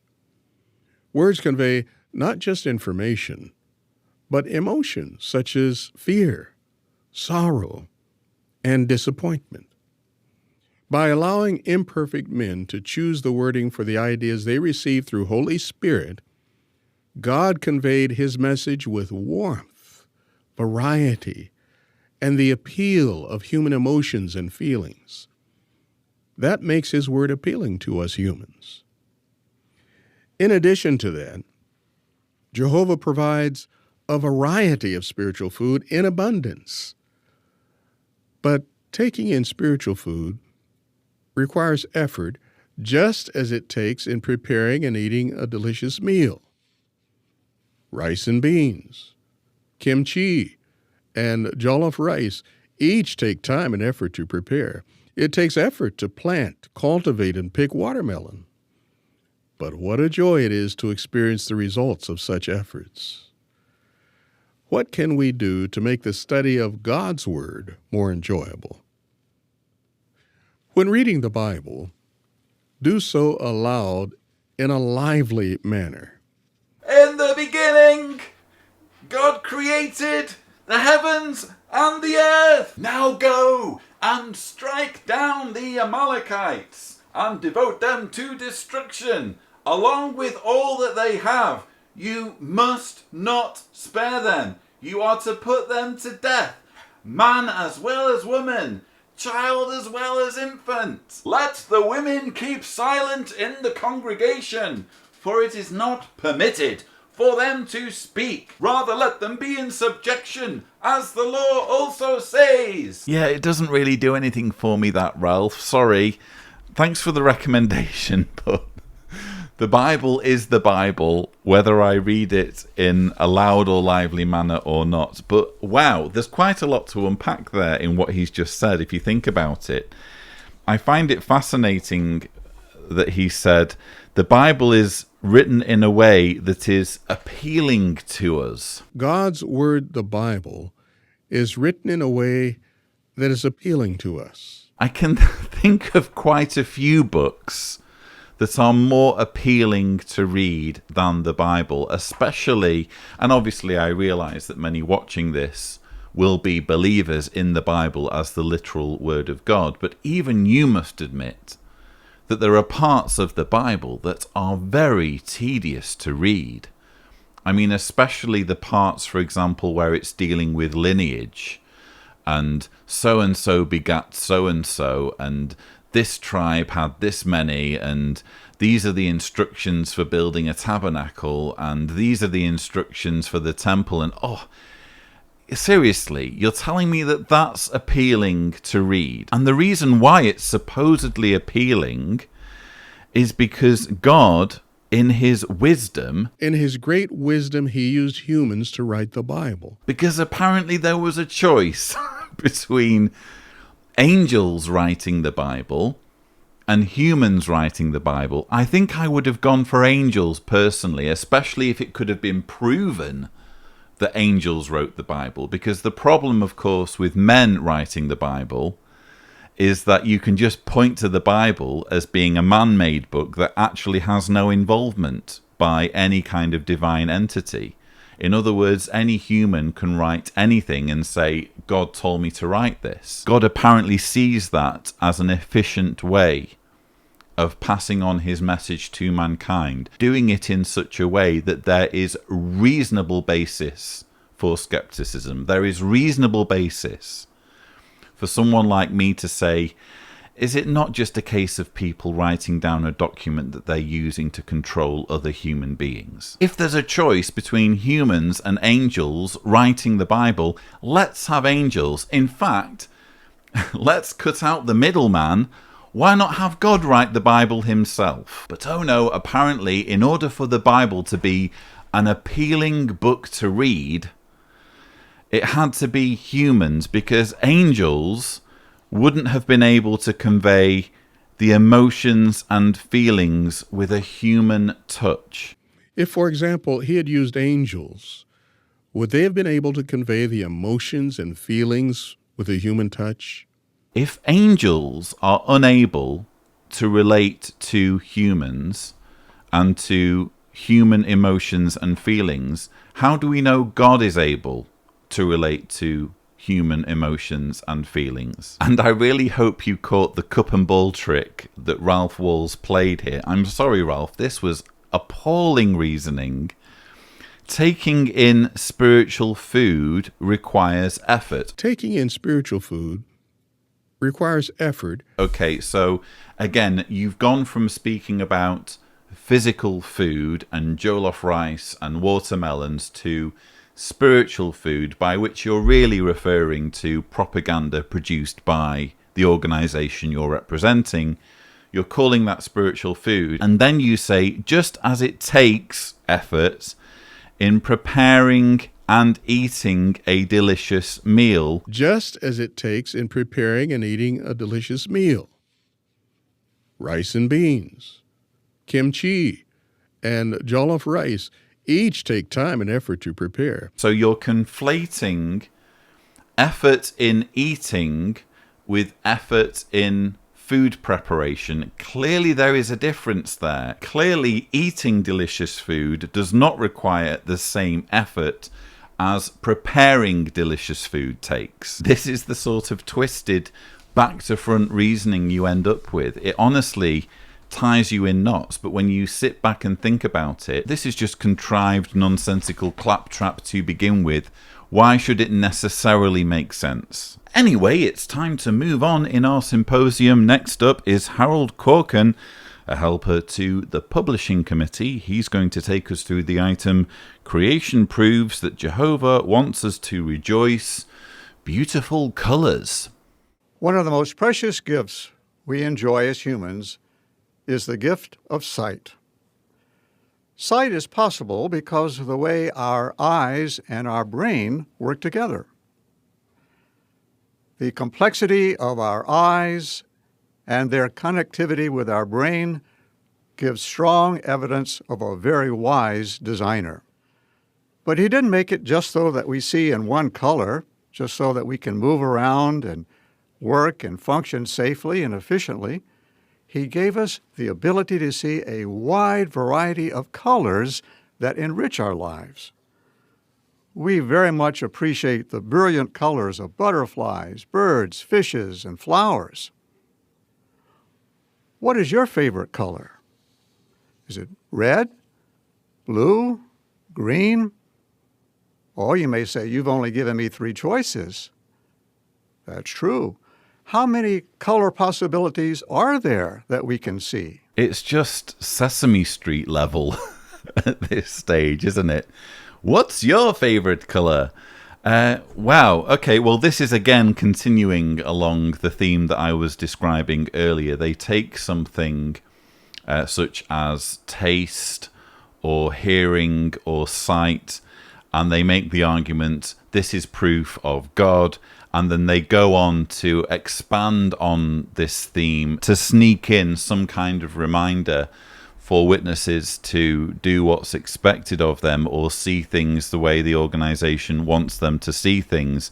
Suffice to say, there is an evolutionary explanation for the development of the eye, and it goes without saying that humans aren't the only creatures on the planet with eyes. Humans don't even have the best eyesight on the planet, it turns out. But in any case, none of this is really about vision or eyesight or flavors or hearing or whatever. It's not about science. It's not really about understanding the natural world and how it works. It's all, bottom line, about manipulation and control. How many color possibilities are there that we can see? And how do our eyes and our brain work together to produce this variety of colors? And what role does light play in this process? These questions will be answered in the following video, and please take note how all of this wonderful design by Jehovah reassures us that our Creator wants us to rejoice. What is color? It's how we perceive wavelengths of light.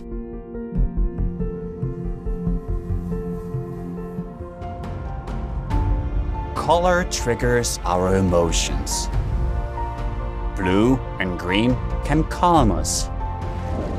Red and orange can excite. In the Bible, descriptions that include color help us learn.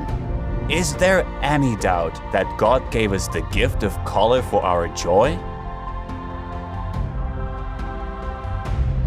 I put my rainbow in the cloud, and it will serve as a sign of the covenant between me and the earth.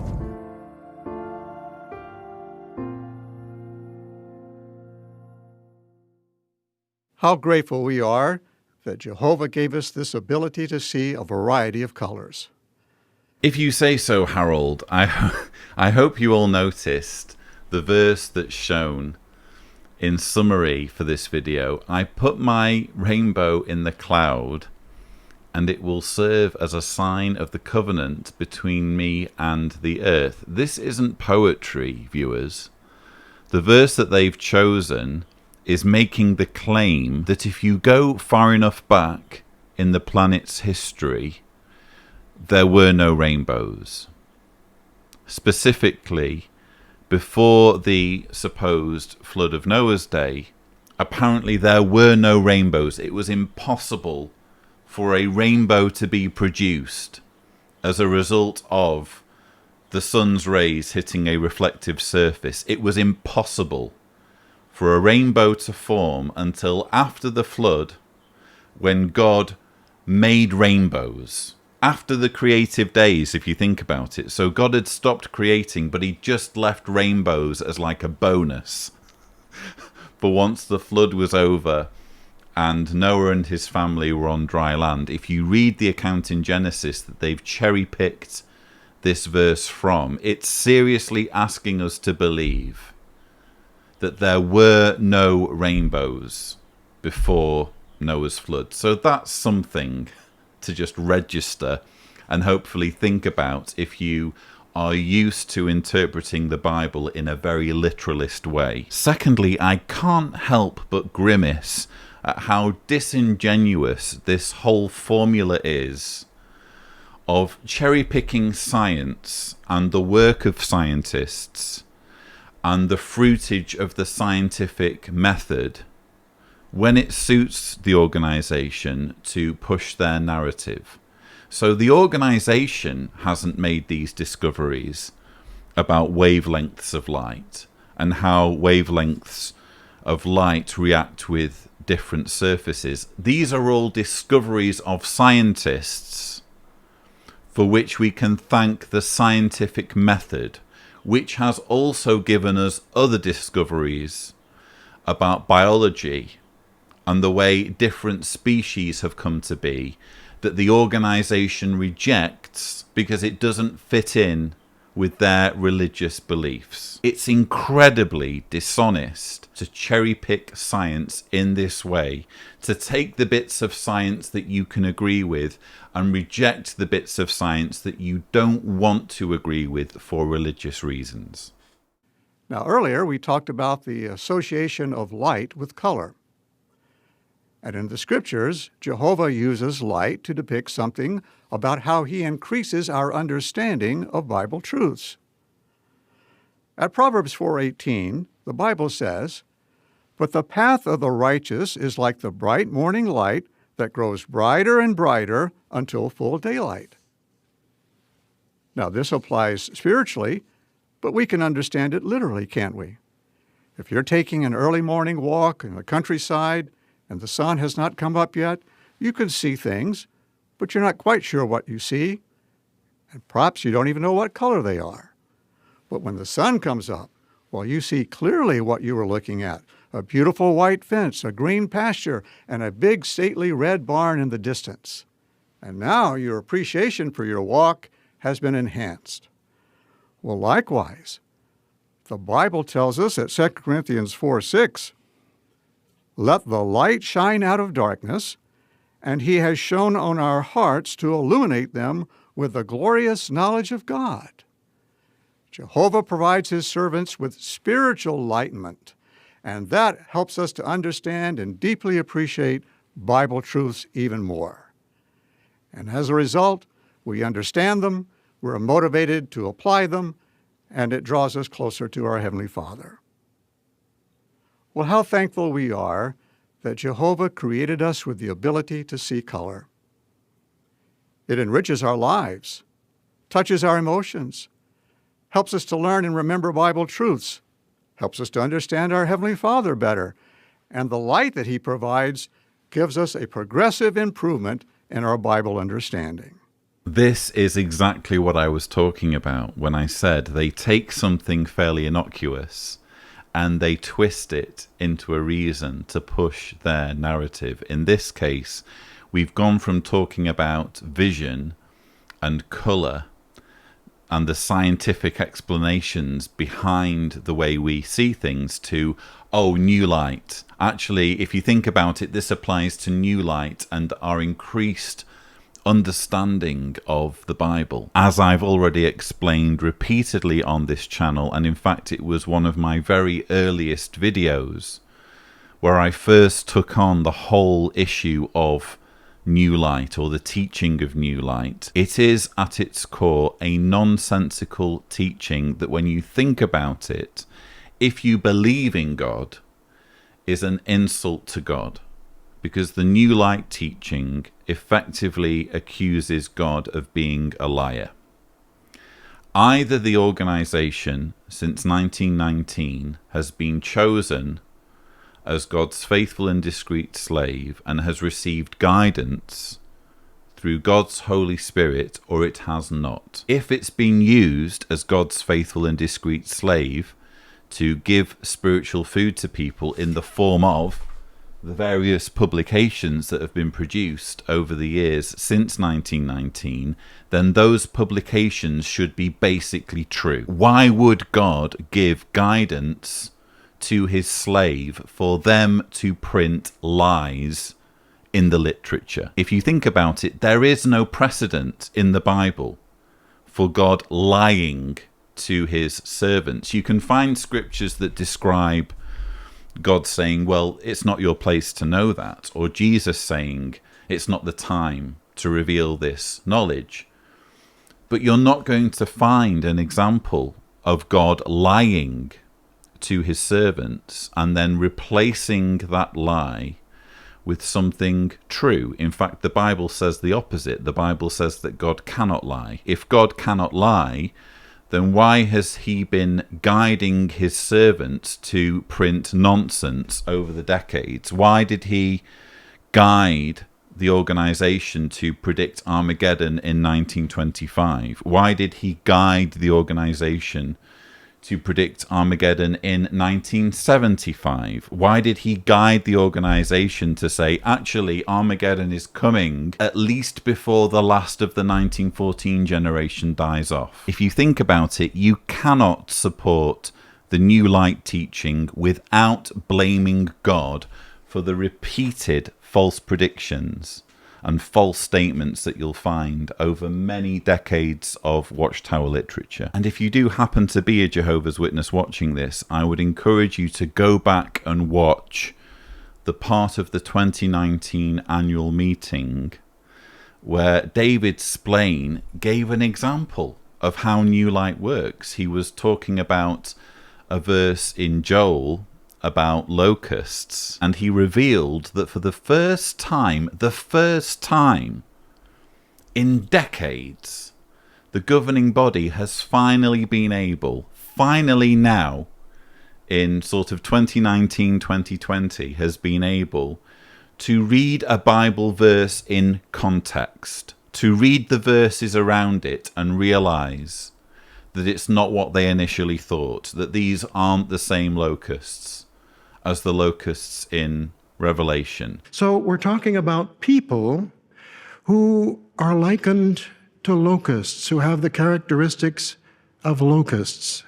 Well, for many years, including in the April 15, 2009 Watchtower, our understanding was that these were good people. In fact, these were Jehovah's people. And if we were to confine ourselves to a reading of just these 3 verses, we could make a case for that explanation. But now, prophecy is best understood when we consider it in context. And if you look at the context of Joel chapter 2, you are forced to come to a different conclusion. You're telling me that's New Light. You're telling me that Jehovah was guiding you to not read the verse in context until 2019, when suddenly he's allowing you to not only read the verse in context, but stop lying to people about its interpretation. The New Light teaching is just a clumsy, half-baked excuse for decades and decades of demonstrable nonsense being printed that they've had to replace through necessity because it's been found out through the passage of time as being nonsense, especially when it comes to their ever-failing predictions concerning Armageddon. But we must move on, because next up is Robert Lucioni, who is going to take us through the theme Creation Proves that Jehovah Wants Us to Rejoice, Our Well-Designed Bodies. Now, Jehovah designed us with the amazing capacity for motion. Humans can walk, we can run, we can swim, we can dance. In fact, if you turn in your Bibles to Acts chapter 17 and verse 28, you will see that this is a God-given ability. Acts chapter 17 and verse 28. For by him we have life and move and exist. This word here, move, refers to the ability from Jehovah for us to be active. Let's watch the following video that will help us appreciate the marvelous way in which we were designed. Our bodies are designed to move.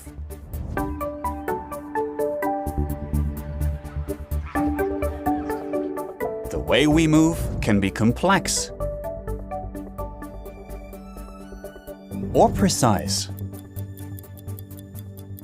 It could require strength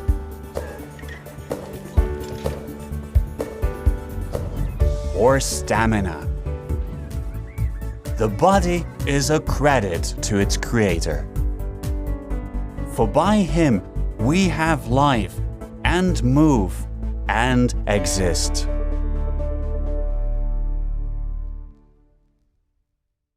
The makeup of the human body proves that Jehovah wants us not just to exist, but to be happy. Research has established that leading a physically active life can help us to think clearly, to feel happier, have more energy, be more productive. What an incredible gift from Jehovah. He created us to move. Only not all people do move, do they? Or at least they don't all move in the same way. And this is actually a recurring problem throughout this symposium whenever it's talking about things that some people have but other people don't have. Whether it's sight, whether it's hearing, whether it's moving. We had in the Friday morning of the convention an example of a witness in Malawi who was blinded at the age of 2 and now cannot see, has gone through her life not seeing. If you're going to credit God with giving humans the ability to see, how come you're letting him off the hook when it comes to humans who've been deprived the ability to see, perhaps as babies, as in the case with this sister? It's the same thing here. Robert Lucioni starts by saying, Jehovah designed us with the amazing capacity for motion. Now, Jehovah designed us with the amazing capacity for motion. Humans can walk, we can run, we can swim, we can dance. If I'd been watching this as someone who can't walk, as someone who can't run, as someone who can't swim or dance, I'd probably be feeling very put out by now, or I'd be feeling as though I was somehow punished because I can't do those things. Again, if you're going to credit God with our ability to move, you then need to explain why some humans can't move or have lost their ability to move, and God isn't allowing them to get that ability back, or hasn't prevented the injury that caused the disability to begin with. In other words, if movement is truly a gift to humans, why is it only a gift to some humans? 1 Corinthians 15:58, it says, "Therefore, my beloved brothers, be steadfast, immovable, always having plenty to do in the work of the Lord, knowing that your labor is not in vain in connection with the Lord." So what do we need to do? Move, stay busy, have plenty to do in the work of the Lord. And Jehovah gave us further reason for rejoicing by giving us meaningful work to do. Now, many of you, dear brothers and sisters, have said that you've never felt busier than you do now. Do you think that's a coincidence? Do you think it's a coincidence that the darker and more depressing these last days have become, that you are busier than ever in Jehovah's work? No. See, that is one of the ways that Jehovah uses to help us to be happy and healthy in these last days. We learn that every part of the human body is necessary and it must work together. Well, similarly, the congregation is made up of many different members. Each member, each of you, whether young or old, strong or frail, all of you contribute to the whole and the beauty of the congregation. Each one of you is needed. You are special to Jehovah and your brothers and sisters. And did you see when the congregation is harmoniously joined together, what happens? That congregation is built up. Now, again, many of you have said that you've never felt closer to each other or Jehovah's organization than you do now. Again, that's no coincidence. As the end draws near, Jehovah is gathering us closer and closer together in unity, and those bonds among us need to grow even stronger. So how much we appreciate and how much we can learn from the wonderful way in which we are made. May each of us, remember those 2 points, be determined to be as active as possible, move in Jehovah's service, and 2, may each of us do all that we can to promote unity. And if you do, you will be happy. And not only will you bring joy to yourself, but you'll bring joy to others as well. Again, it's not about science or biology or even creationism or understanding God's creation. It's all about control. It's taking something and finding a reason, finding an excuse to twist it into Watchtower's narrative, making it serve their agenda. In this case, he boils it down for us at the end. It really boils down to 2 things. The ability to move means that witnesses should be determined to be as active as possible. Be determined to be as active as possible. Move in Jehovah's service. In other words, witnesses should be busy serving the organization. And number 2, may each of us do all that we can. May each of us do all that we can to promote unity. In other words, be compliant. A human body has lots of parts that need to work together. The organization has lots of members with different roles, and it needs to work together. Nothing's going to work if there isn't unity, so you all need to be compliant. and obey the direction. But now we must move to the next part of our symposium, which is going to be handled by Brother Gaius Glockington, a helper to the publishing committee. He's going to take us through the item, Creation Proves That Jehovah Wants Us to Rejoice. Delightful sounds. Our well-designed body is indeed a reason for us to rejoice. Certain body parts help us to perceive the world around us. For example, please turn with me to Proverbs 20, verse 12. Let us see what the scriptures say in connection with two sensory organs. Here, in Proverbs 20, verse 12, we read, "The hearing ear and the seeing eye, Jehovah has made both of them." Yes, our ability to hear and see is from Jehovah. How grateful we are that He has given us the senses. They allow us to enjoy life more fully. The ear, for example, allows us to hear delightful sounds. How does it make you feel when you hear birds chirping? Or the relaxing sound of a babbling brook? And how we cherish hearing the voice of a loved one. Maybe your mate, your father or mother, or your child. Of course, some people don't get to listen to the voice of their mother or father, or the voice of their child, if they're being shunned by their family, simply for violating one of the many rules that can get you shunned as a Jehovah's Witness, or simply for disagreeing with the governing body, failing to recognize their authority in some way, can get you shunned so that you no longer are able to listen to the voice of your loved ones, because they're treating you as though you don't exist. We also enjoy beautiful music. Even those who cannot hear can enjoy music. Some connect with a song's bass notes or its beat rather than its melody. Since Mr. Glockington seems to have a track record when it comes to dispensing knowledge that is dubious, I'm going to call BS on this one.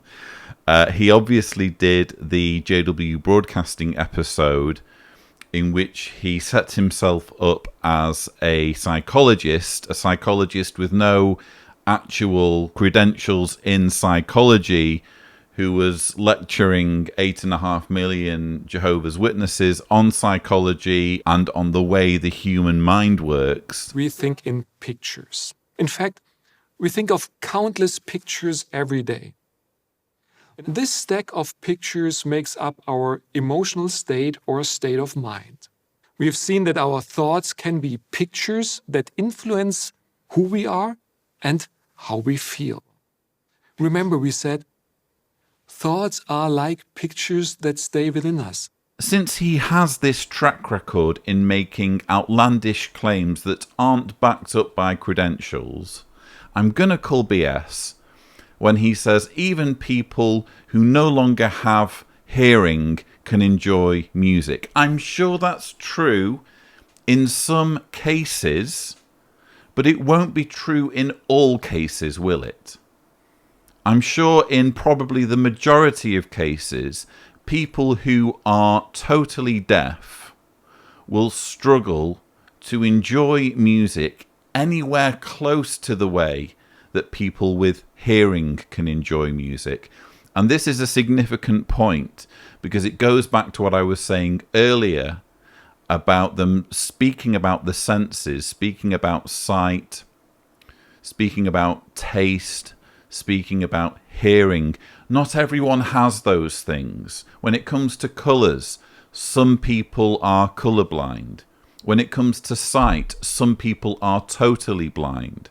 When it comes to hearing, some people cannot hear.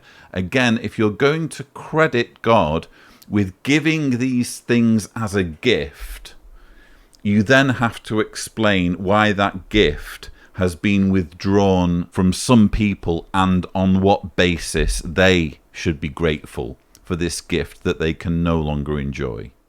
In the following video, note how Jehovah created us to enjoy a wide variety of sounds.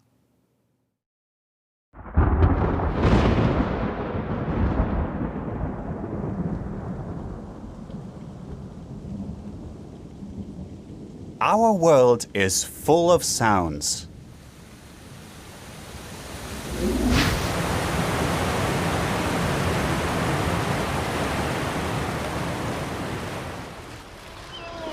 some are natural.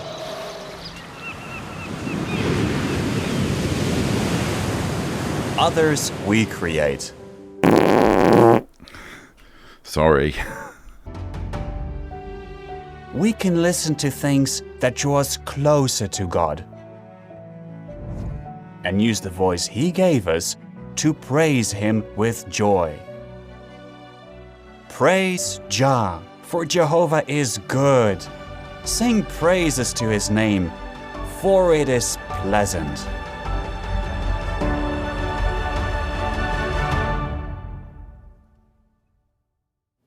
Yes, sounds definitely enrich our life. They make our life more enjoyable. Does this not instill in us the desire to praise Jehovah?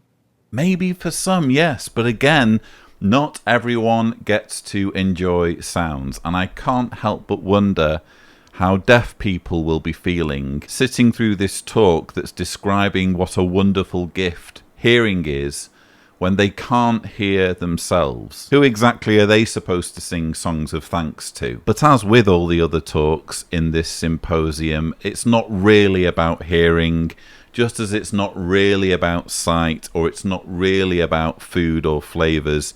There's an underlying message to all of this. Gaius is going to take a subject and twist it into Watchtower's narrative of asserting their control.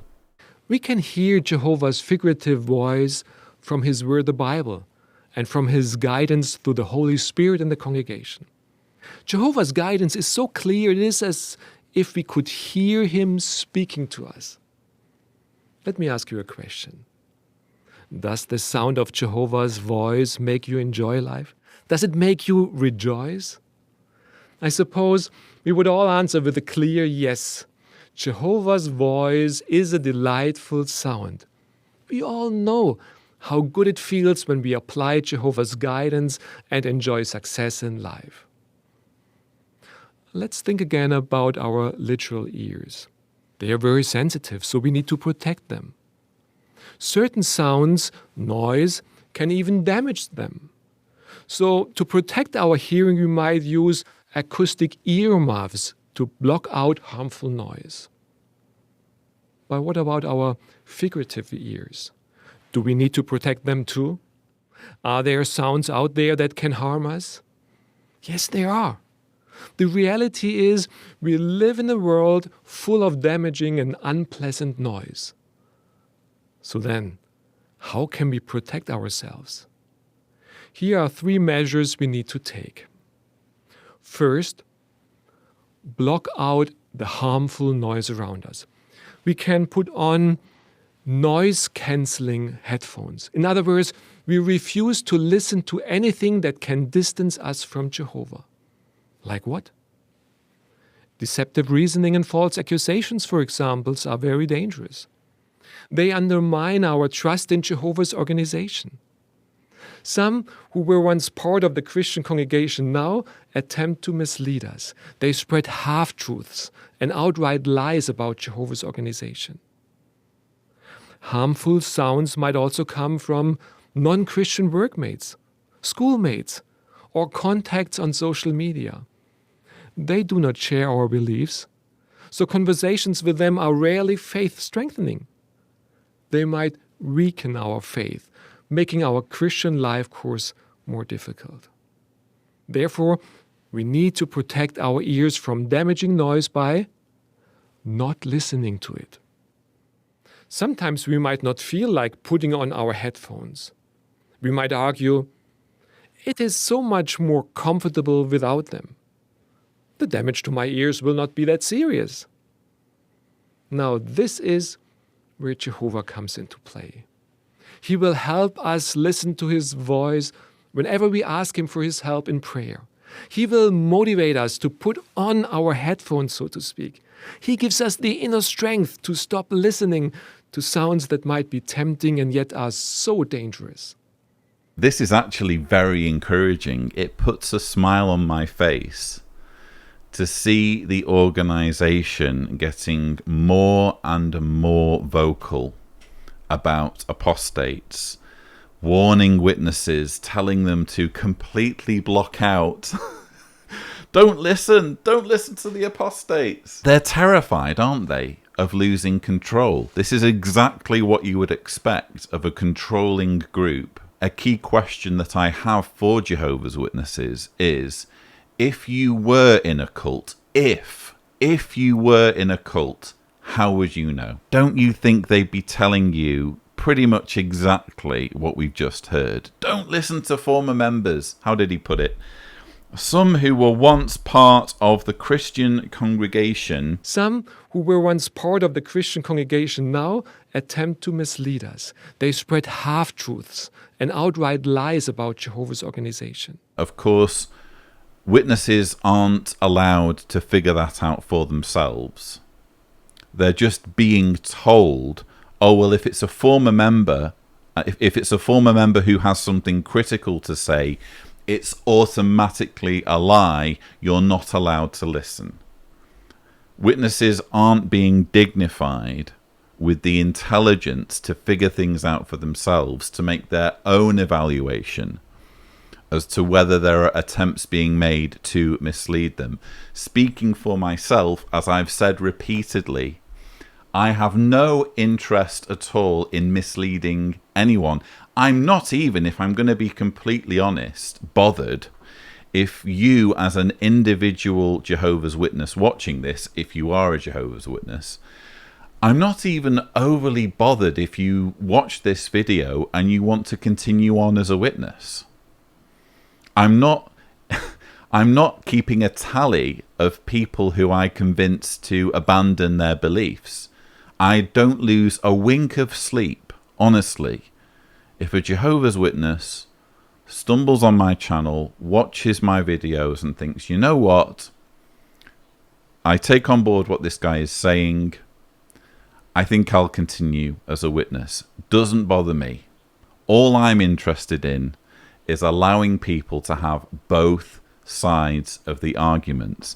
And let's look at how both sides are dealing with their arguments. When you look at my side, I'm saying, read the literature, read it, see what it says for yourself. You will find, I promise you, multiple examples in any given year of the organization saying things that are manifestly silly, manifestly false, and prove that it's a man-made organization. Believe me, I've done the research.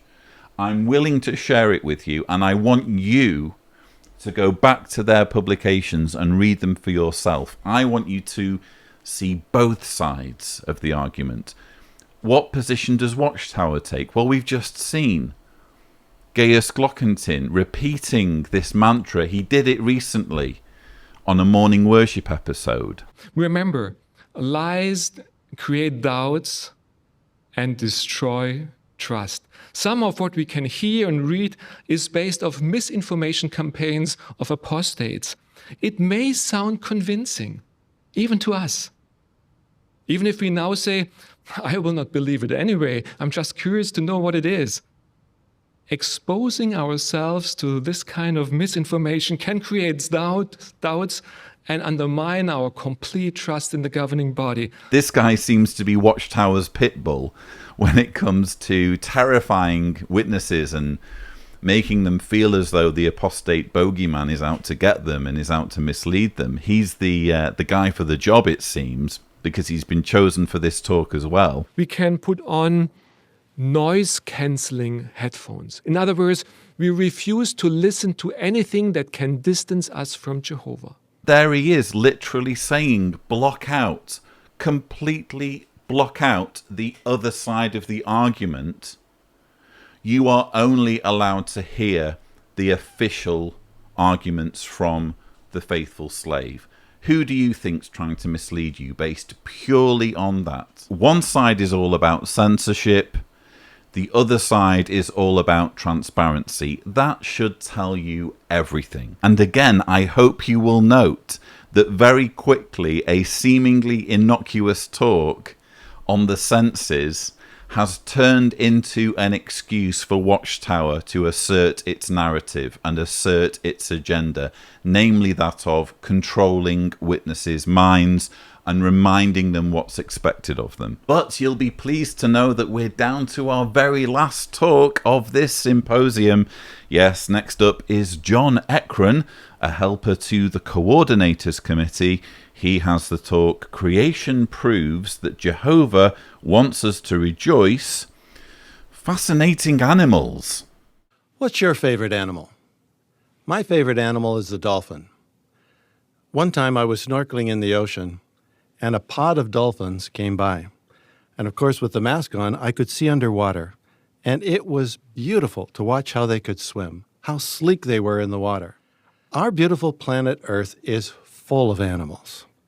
Of course, though, for many of us in modern-day life, we don't get a chance to interact with animals that much. Most of our interaction with animals is secondhand through books or videos. In fact, the internet is full of videos, especially of cats. People share these videos. Why? Because it makes them smile. They enjoy watching them. In fact, many of you are probably thinking of some video you just watched about animals. Clearly, Jehovah created animals with qualities to bring us joy, to make us happy. Watching them in person or in videos can cultivate our interest, they can entertain us, and make us feel good. We see Jehovah's sense of humor and how the animals interact and play with one another. So by now we're used to these talks, aren't we? We know the formula. It's almost not worth dignifying these introductory remarks with a response because we know where all of this is going. All of it is going towards, and this is a reason to serve Jehovah or do what's expected of you, whatever. Putting that aside, though, what an infantilizing load of nonsense we've just heard. My favorite animal is a dolphin. Seriously, I never would have expected this to be the wisdom of the faithful slave. When I was a Jehovah's Witness, I always imagined the faithful slave. I know John Ekron isn't a governing body member, but he is still presenting spiritual food from the faithful slave. I just always imagined the faithful slave to be very studious, very scholarly. Oh, did you realize this? Did you notice this? What's your favorite animal? Mine's a dolphin. And he carries on as though animals are nothing but cute and cuddly. They can entertain us and make us feel good. We see Jehovah's sense of humor and how the animals interact and play with one another. I'm sorry, some animals you do not want to spend time with. They clearly have not been created with your enjoyment and amusement in mind. You can say a lot, John Ekron, about the natural world and about the array of different species and all of their different characteristics, but what you absolutely can't say objectively when you look at some of these creatures that nature has equipped to cause misery and suffering to anything that crosses them that they could potentially eat. One thing you can't say, I'm sorry, is that the animal kingdom is the plaything of humankind. Now, in the following video, we're going to see some really beautiful animals. Maybe you will see your favorite animal. Animals fascinate us. We marvel at their speed, their agility, and their strength. Their beauty and behavior are a pleasure to watch. Like us, they play.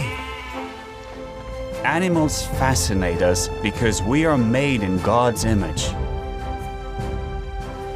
We enjoy what He enjoys, especially our earth and its amazing animals. They are His gift to us. Let us make man in our image, according to our likeness, and let them have in subjection the fish of the sea, and the flying creatures of the heavens, and the domestic animals, and all the earth.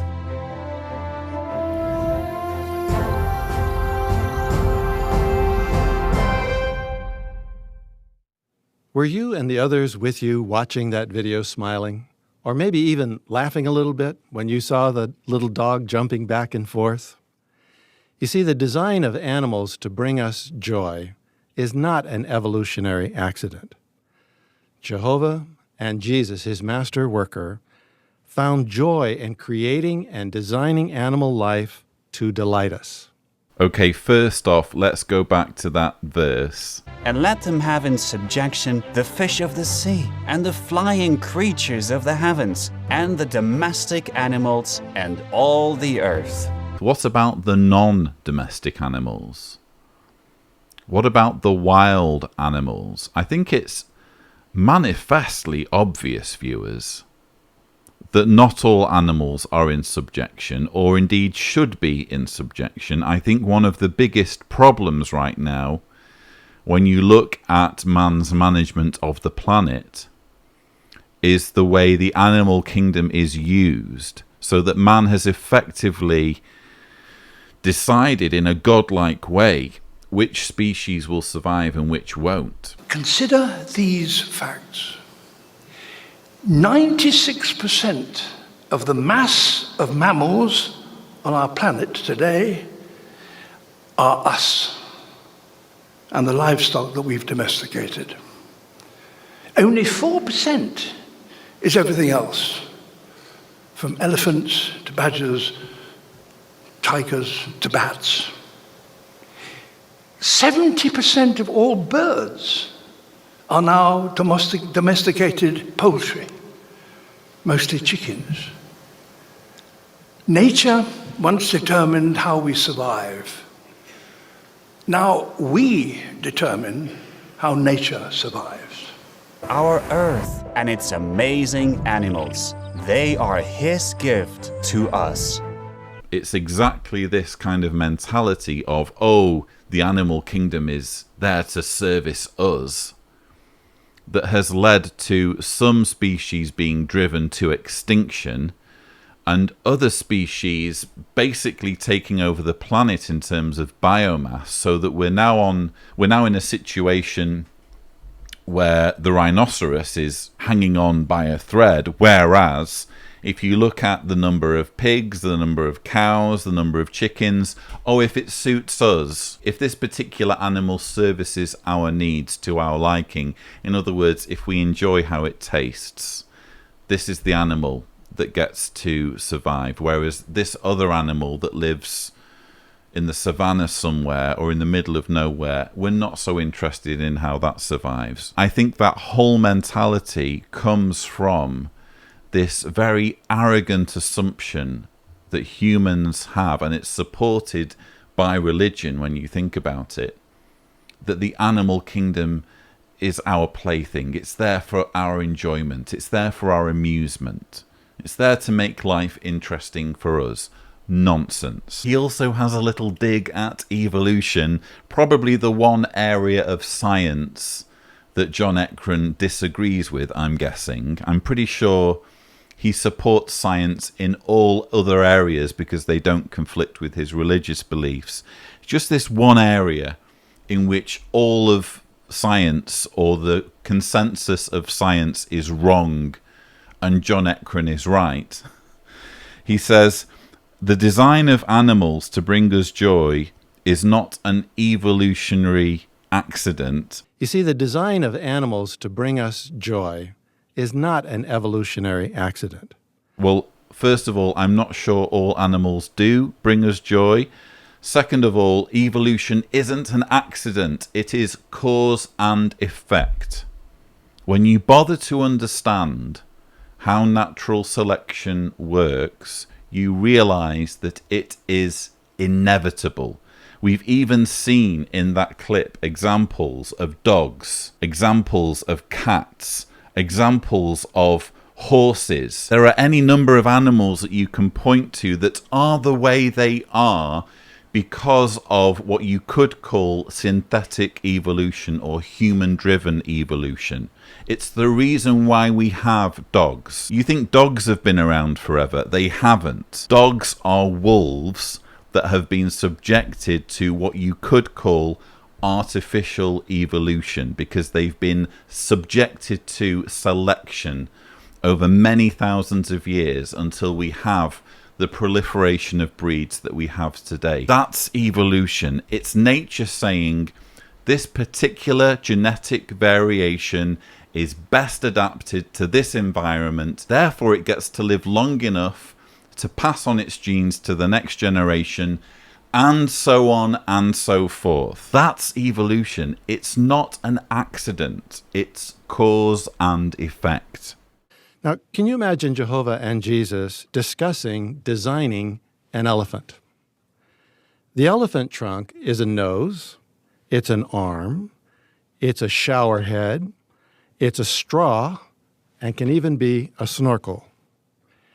Did you know that their feet are so well padded that you can hardly hear them coming? Imagine Jehovah and Jesus making this huge elephant and saying, we're going to make it really quiet. Or can you imagine what the angels thought when they first saw a lemur dancing? Or a hummingbird hovering in the air? Or a little puppy chasing its tail? Or can you imagine being Adam, the first human being amongst all of these animals? How Adam must have thrilled to watch the animals and name them. What would you have called an animal with a funny hump on its back? Or a bird that could mimic the sounds you made? Or a lizard that could change colors? Maybe even looking at it as it moved, changing colors, wondering, how did it do that? If we take time to enjoy animal life, we can make some very fascinating discoveries.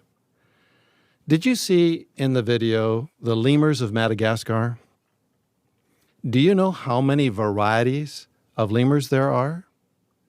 Do you know what lemurs eat? Have you ever seen lemurs play?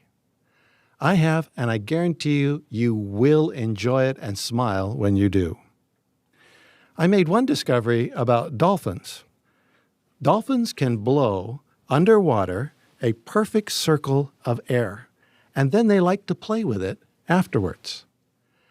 First time I saw that video, I couldn't hardly believe my eyes. Friends, today we can only imagine what it will be like in the future paradise when we can really enjoy animal life the way Jehovah truly intended. It doesn't take much to impress John Ekron, does it? Wow. Dolphins can blow bubbles that are perfectly spherical. Who would have thought? A spherical bubble. John, I shouldn't have to explain this to a grown man, but it would be surprising if it were a perfect triangle or a perfect square. A perfect circle when we're talking about bubbles. Isn't that surprising? I ask you viewers, is it just me? Or is it kind of disturbing that this is the intellectual level at the apex of Jehovah's organization? This is the quality of the spiritual food at their much publicized annual convention. This is what they're being subjected to. Oh, just think about puppies. Just think about dolphins. Actually, it's worthwhile going through some of the animals that John Ekron mentions there, because when you think about it long enough, even if you don't know much about evolution, perhaps you're skeptical, perhaps you are a creationist, I would ask you to dwell on some of the examples given. I've already mentioned puppies.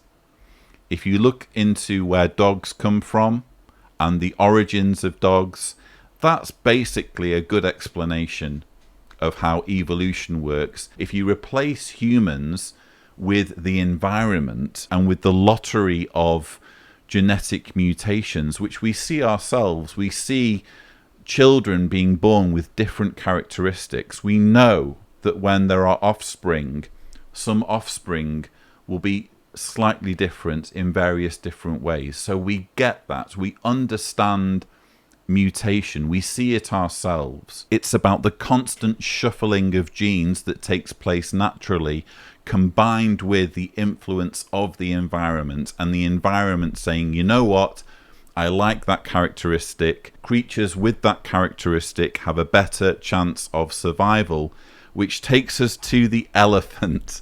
We heard him talking there. Oh, what would it be like when Jehovah and Jesus were designing the elephant? Now, can you imagine Jehovah and Jesus discussing designing an elephant? This, by the way, is what you need to imagine.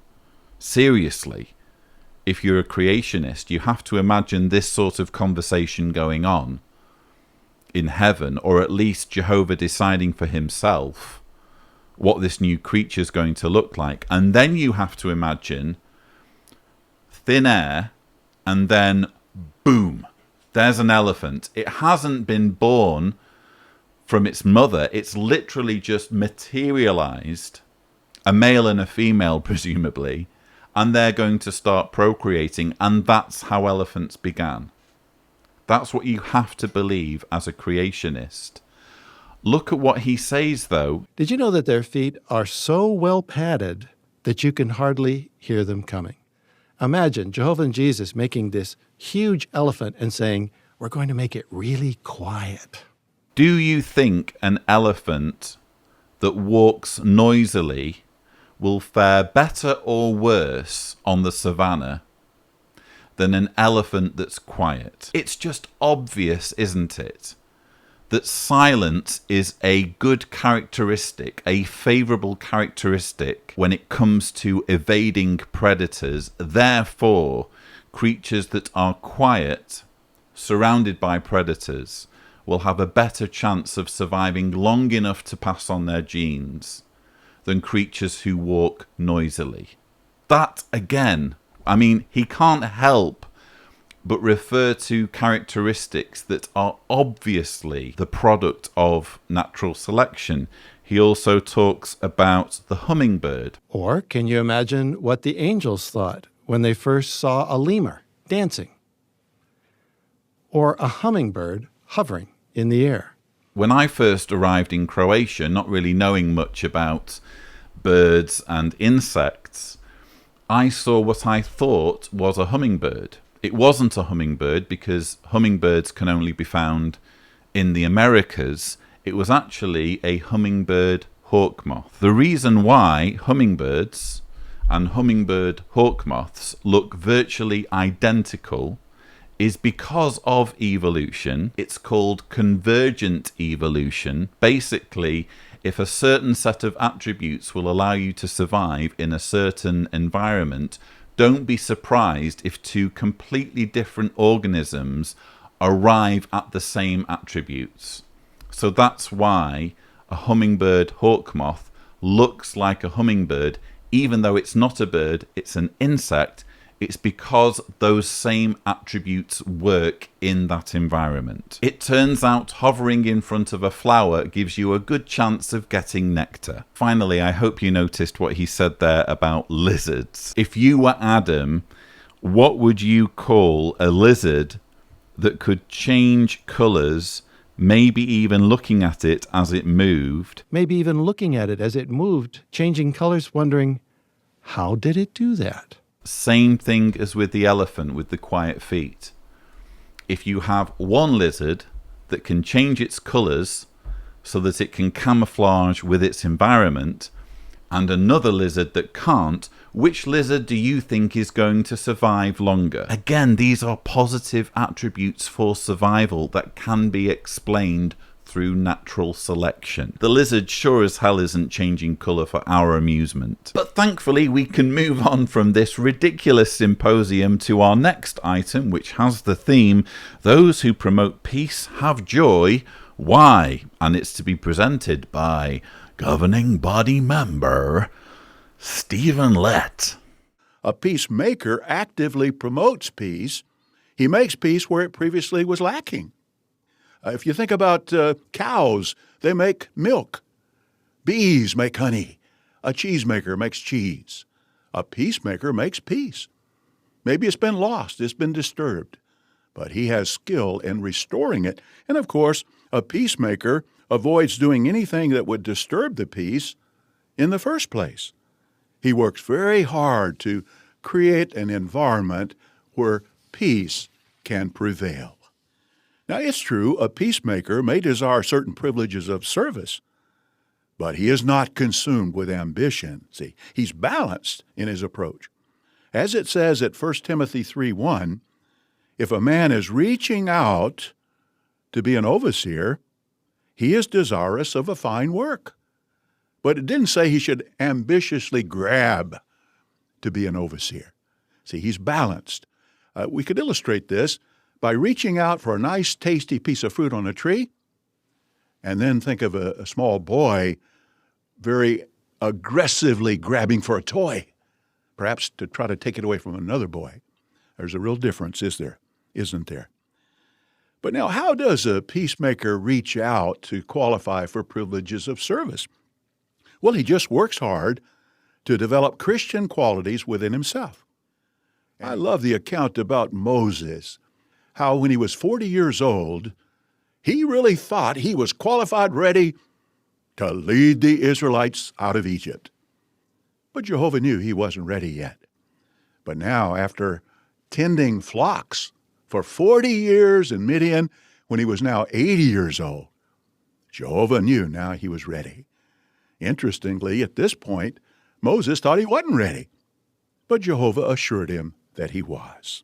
If you think about it, that's pretty messed up. Moses needed 40 years. You think of training today and people being given various jobs or roles in preparation for other roles. You think of doctors and nurses in medical school and how much medicine they practice before they get to practice as a doctor or as a nurse. And again, we're talking years.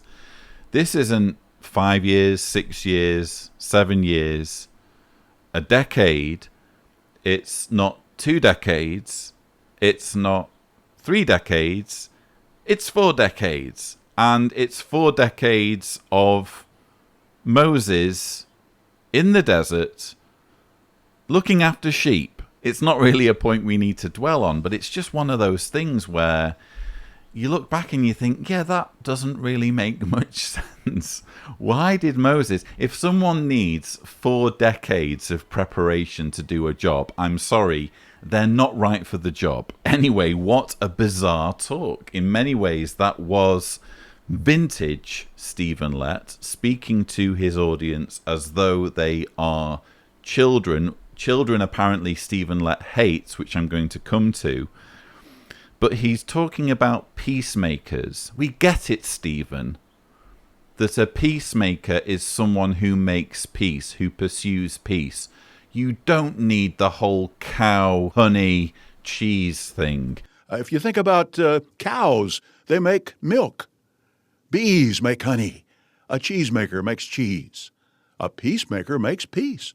Yes, we know what the word makes means. We know what it means for peacemakers to make peace. You don't need to tell us about cows making milk. And by the way, cows make milk because they're mammals. All mammals make milk, not just cows. It's just that an entire industry is set up around exploiting cows for milk because we humans like the taste of it. And another thing, cow's milk contains white blood cells.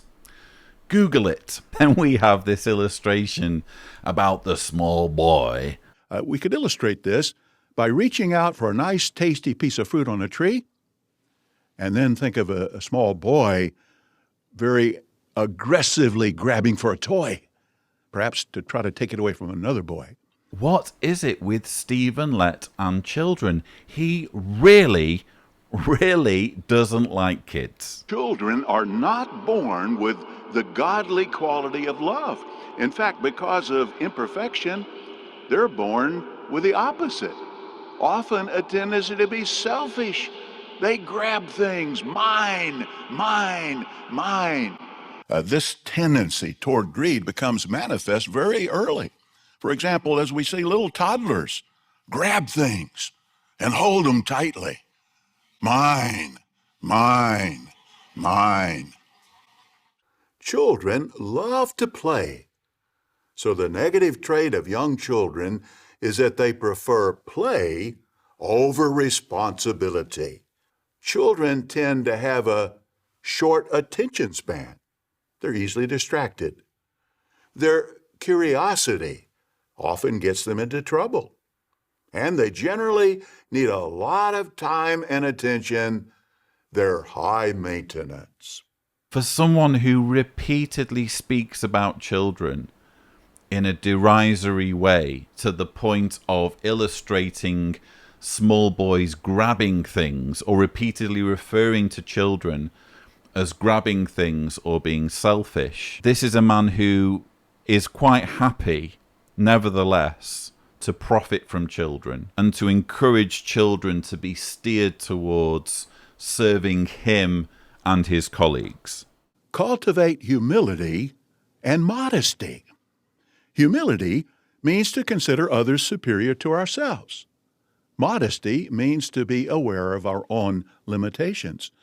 Now, if we have those two closely related qualities, we'll be able to apply Romans chapter 12, verse 3, which says we should not think more of ourselves than it is necessary to think, but to think so as to have a sound mind.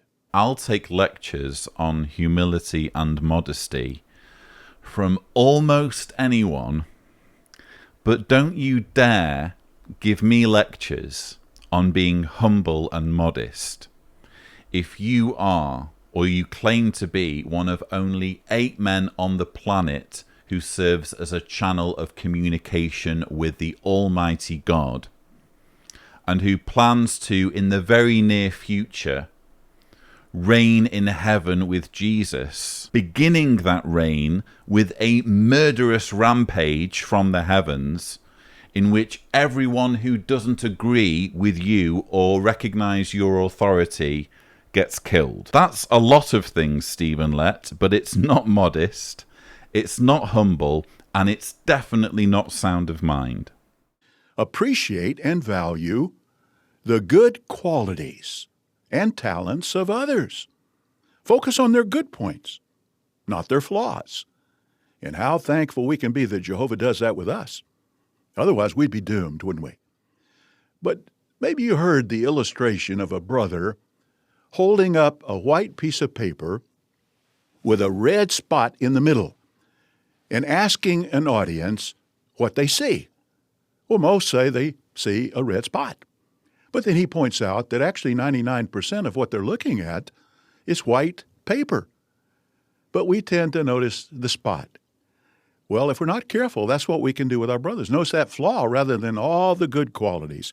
But may all of us cultivate the Jehovah-like quality of noticing, appreciating, and valuing the good qualities of our brothers. If you think about it, this is anti-whistleblower rhetoric right here. This is Stephen Lett saying, don't go noticing mistakes. Don't go noticing things that hurt other people in our organization, because what you're doing then is you're not being a peacemaker. You're not promoting joy and peace. You need to appreciate the good qualities. Appreciate and value the good qualities and talents of others. Focus on their good points, not their flaws. Well, I'm sorry, Stephen Lett, but sometimes you absolutely do need to focus on the flaws. If nothing gets done about the harm and people inflicting damage on others, then it continues. What's going to stop it? If no one puts their hand up and says, that's wrong. That red spot is not just a matter of someone being imperfect. That red spot is hurting people, and it needs to go. This is exactly why the organization is the way it is and has so many problems with harmful policies, because witnesses are not allowed to, first of all, notice the problems, because if you're noticing it, then you must be overly critical. But if you do notice it, you're here being told as a witness, we'll focus on something else. Look the other way. Don't say anything. Don't complain. Just know your place and be compliant. Once a peacemaker doesn't mean always a peacemaker. We have to keep working at this quality. Now, this will be well illustrated in the following video interview. I got married in 2002. Around that time, I was appointed a ministerial servant, and my wife and I were serving as regular pioneers. In 2004, we were given the opportunity to serve as special pioneers. It was something that we really wanted, because we wanted to do more for Jehovah. So when we got that assignment, we were delighted. The brothers in the congregation were also very happy for us.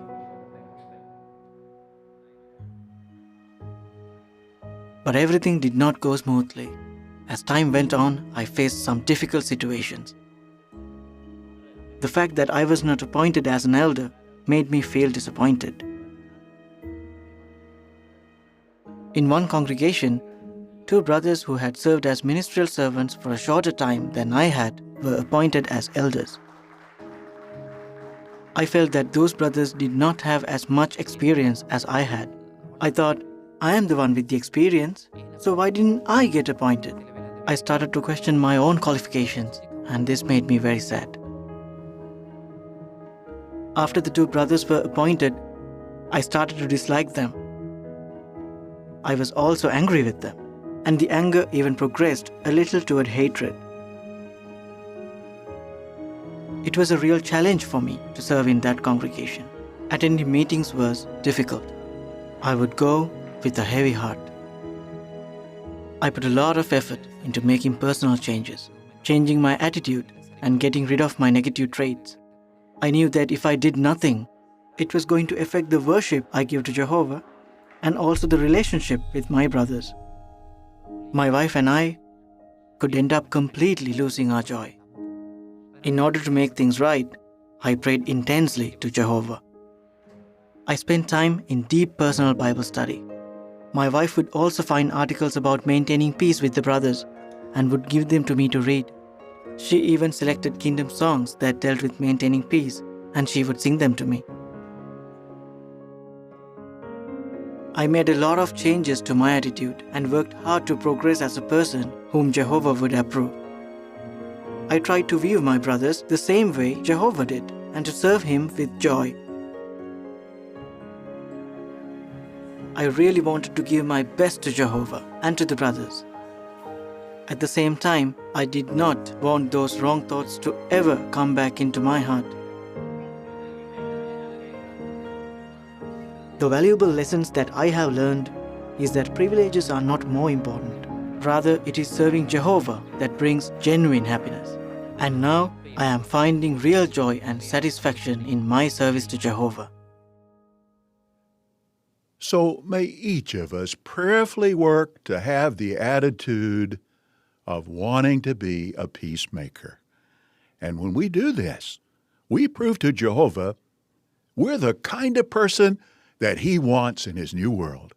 I suppose what grates the most is here we have someone on the bottom rung or near the bottom rung of the ladder in terms of the organizational hierarchy, who's being asked to step forward and give an account of his personal shortcomings. This is not just a confession. This is really, if you think about it, a humiliation in front of millions of Jehovah's Witnesses who he's never met. He's bearing his soul to millions of his fellow worshippers so that when they meet him for the first time, let's say they're visiting his country and they're introduced to him, they're immediately thinking, this is the guy that had that problem. Again, this is someone near the bottom rung. Yes, he had privileges as a ministerial servant and as a special pioneer, but why aren't we getting the governing body or the governing body helpers speaking about their personal shortcomings in this way, if it's not all about position and privilege? If it's all just about serving Jehovah harmoniously, Why isn't Stephen Lett the one bearing his soul? Instead, someone near the bottom of the organisational ladder just gets thrown under the bus. You know exactly how this has come about. They've put out a call through the circuit overseers saying, we need someone who fits this description. We need someone who's struggled with feelings of resentment or jealousy towards his brothers. Please, can you find someone in your circuit? And the circuit overseers have all gotten busy trying to find someone, and this guy is the person who's answered the call. I'd be interested to know whether he has no regrets about doing this years or decades in the future. We'll see how that pans out, but I think it's very disingenuous of this guy to be the one who has to bear all when we don't see the governing body doing that. He also says towards the end, the valuable lesson that I have learned is that privileges are not most important. I agree they shouldn't be the most important thing, but let's face it, this is an organisation that is entirely privilege oriented. They can't introduce the speakers for this convention without reminding us of their position within the organisation, even what department these guys are serving in. It's all about privilege. We even heard an example earlier in the dramatisation. Oh, they were auxiliary pioneering during the circuit overseer visit. When the circuit overseer comes, we all need to get out an auxiliary pioneer to impress him. It's an entirely position-obsessed hierarchy within this organisation, and yet people who fall on the wrong end of all this politics are then told, oh, well, you shouldn't be thinking about privileges and positions, brother. It's just about serving God. But now it's time for our final talk of the Friday. Yes, we've made it. And the theme is close friendship with Jehovah brings the greatest joy. The speaker, Anthony Morris. What do you look forward to?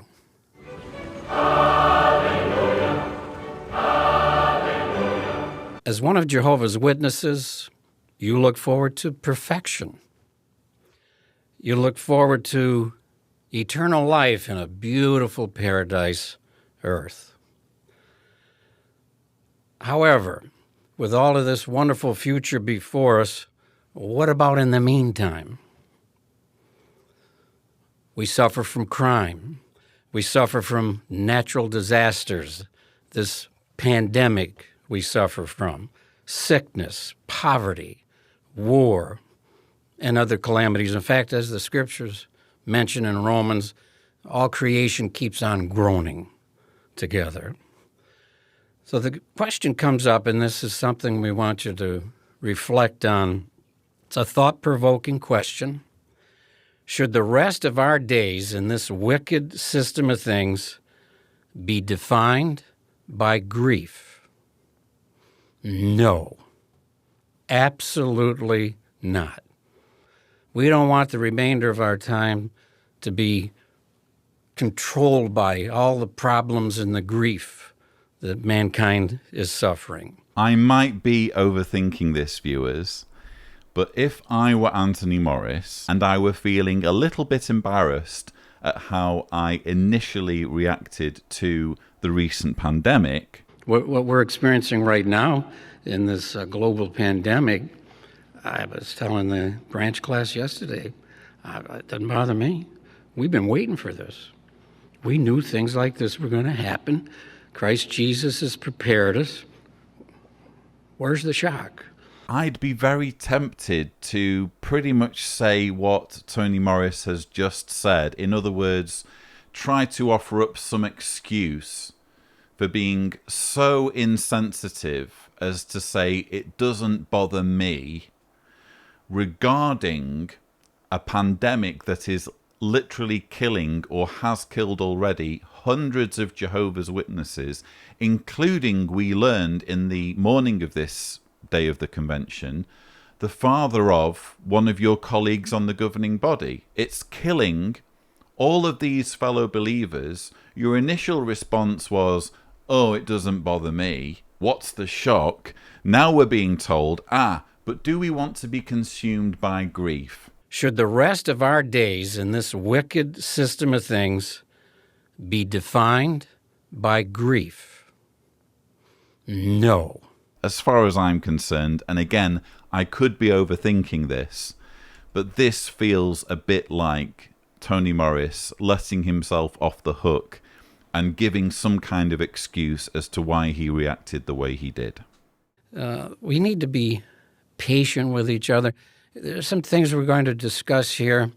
I need to apply the counsel, and we're passing this on for your benefit. Some things to think about, and if you see an area where you need to make improvement, well, then by all means do so.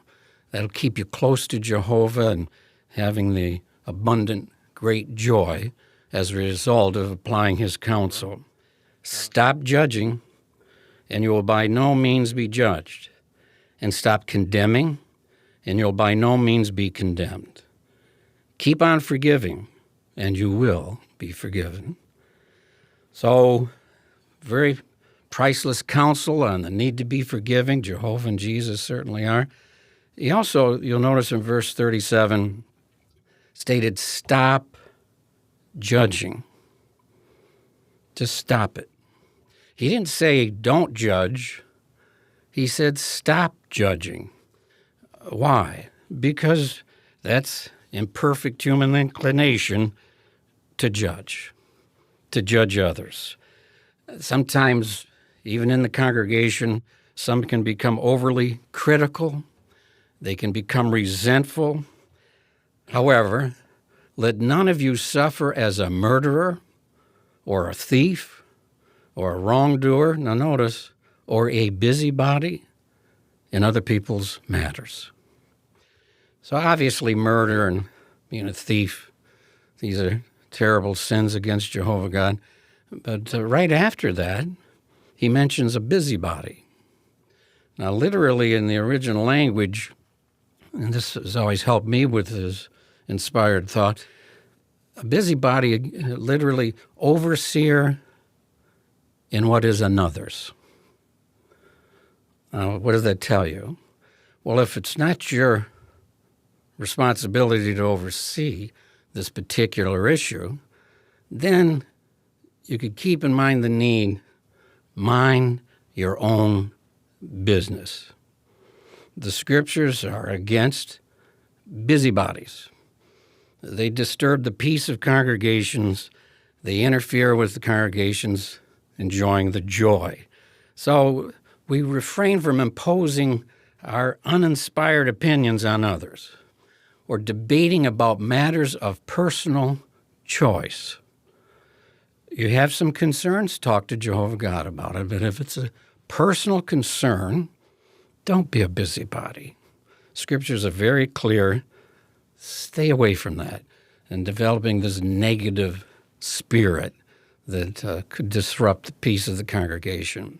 Now, bear with me. This, again, could be an area in which I'm reading too much into things, but this was very interesting for anyone who, like me, has been following Tony Morris for years and has noticed this man develop a reputation of being precisely what he's just described, a judgmental busybody. He says sometimes even in the congregation, some can become overly critical. They can become resentful. He also says, so we refrain from imposing our uninspired opinions on others. So we refrain from imposing our uninspired opinions on others or debating about matters of personal choice. This is a man who, on repeated occasions, has asserted the claim that it's wrong for Jehovah's Witness men to wear certain kinds of trousers. And the other one that needs addressing is for these young fellas, because the older ones aren't doing much of it, thankfully. It's the metrosexual look. We've addressed that in the past. We've said things about it. But what's happened now, it's really caught on more. Now, metrosexual, that's the tight suit jacket and the tight pants, better known as tight pants. And they are tight, I mean tight, all the way down to the ankles. And that is not modest, brothers. No. It's not appropriate. It's not sound of mind. This counsel, by the way, has even become enshrined in the literature, so that we've had Watchtower articles warning about modest dress, giving photographs showing a comparison between someone wearing a tight-fitting suit and someone wearing a suit that isn't tight-fitting. We've even had in the Circuit Overseer guidelines rules enacted whereby if brothers are not wearing modest dress, they can be banned from doing the preaching work. If all of this doesn't revolve around uninspired opinions, I don't know what does. He's also told Jehovah's Witness sisters that they shouldn't consider marrying someone over the age of 23 if he's not a ministerial servant. You know, a man that's not serving, there should be a real good reason why they're not serving as a ministerial servant. Remember, sister, you know how elders get put in awkward positions. What's the story with this brother? I'm interested in marrying him, but they had already gone too far along. But I tried to tell her, I said, well, think about it. He's 23 years old. He's not a ministerial servant. She married him. She paid for that wrong decision. 23 years old and you're not serving as a ministerial servant? Clearly we are talking about one man's uninspired opinions and personal choice being imposed on others. As regards being judgmental and overly critical, we had Tony Morris standing on the platform in Trinidad and telling the audience that if they didn't go out in the preaching work on at least a weekly basis, they were blood guilty and could expect to die at Armageddon. The humans sitting next to you, they might have an idea because they know you well and you haven't been out in service in weeks. If your hands are not clean because you've been out warning, then they have blood on them and you're going to lose your life. How is this not a judgmental attitude? Again, we're talking about a man with a track record of doing exactly what's just been spelled out. And this got me to thinking, is all of this deliberate? Could it be that the teaching committee, which Anthony Morris sits on, has finally realised that Tony Morris's reputation is fast becoming toxic to the Jehovah's Witness brand? Because I'm telling you, as someone who makes videos about Jehovah's Witnesses, the ones about Tony Morris are always going to get views. People are fascinated with this guy. And it wouldn't surprise me if the governing body are finally realising maybe it's time for a little bit of a U-turn. Maybe it's time to just turn down the dial a little bit on this loose cannon that continually makes our organisation look silly. And maybe the way to do that is to make him give a talk where he denounces this behaviour and make him say at the beginning something along the lines of, this also applies to me. There's some things we're going to discuss here. I need to apply the counsel, and we're passing this on for your benefit. Again, I could be wrong. I could be reading too much into this.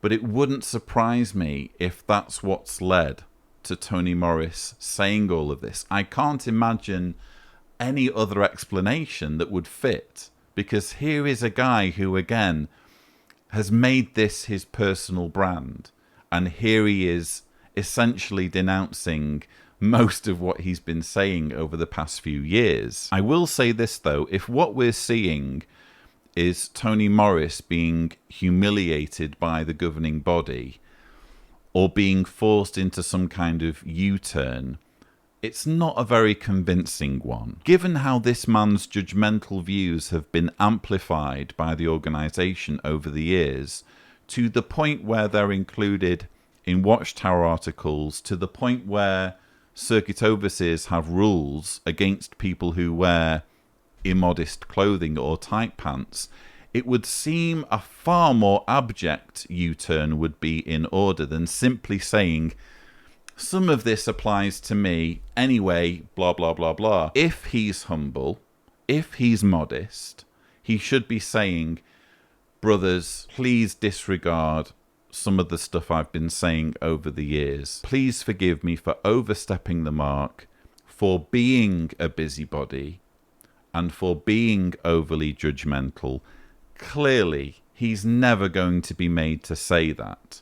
Now, as you watch the following video, notice how our sister worked at becoming more positive, and by doing so, she increased her joy. I've had a lifelong struggle with a negative attitude. My negative disposition made me a very impatient, sarcastic, and demanding person. One day, out in field service, I had insulted a partner of mine, and the entire day was ruined. My mother was in the car. She was very upset with the situation.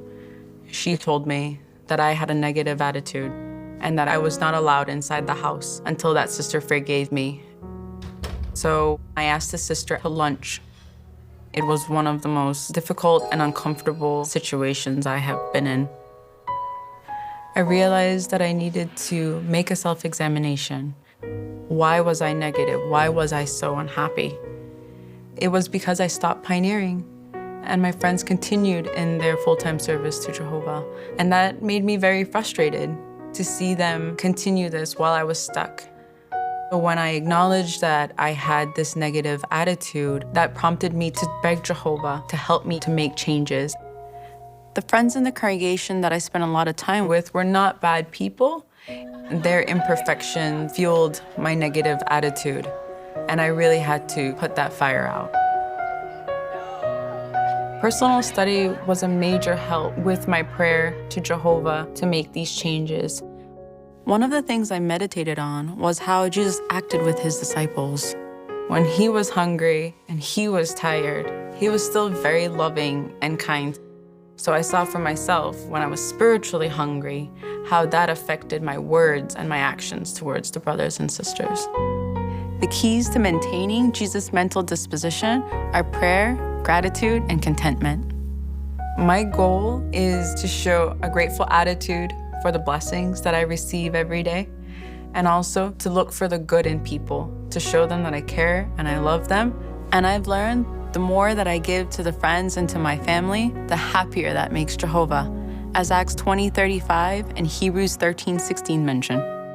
And when Jehovah is happy, that really makes me happy. Very thought-provoking video, don't you agree?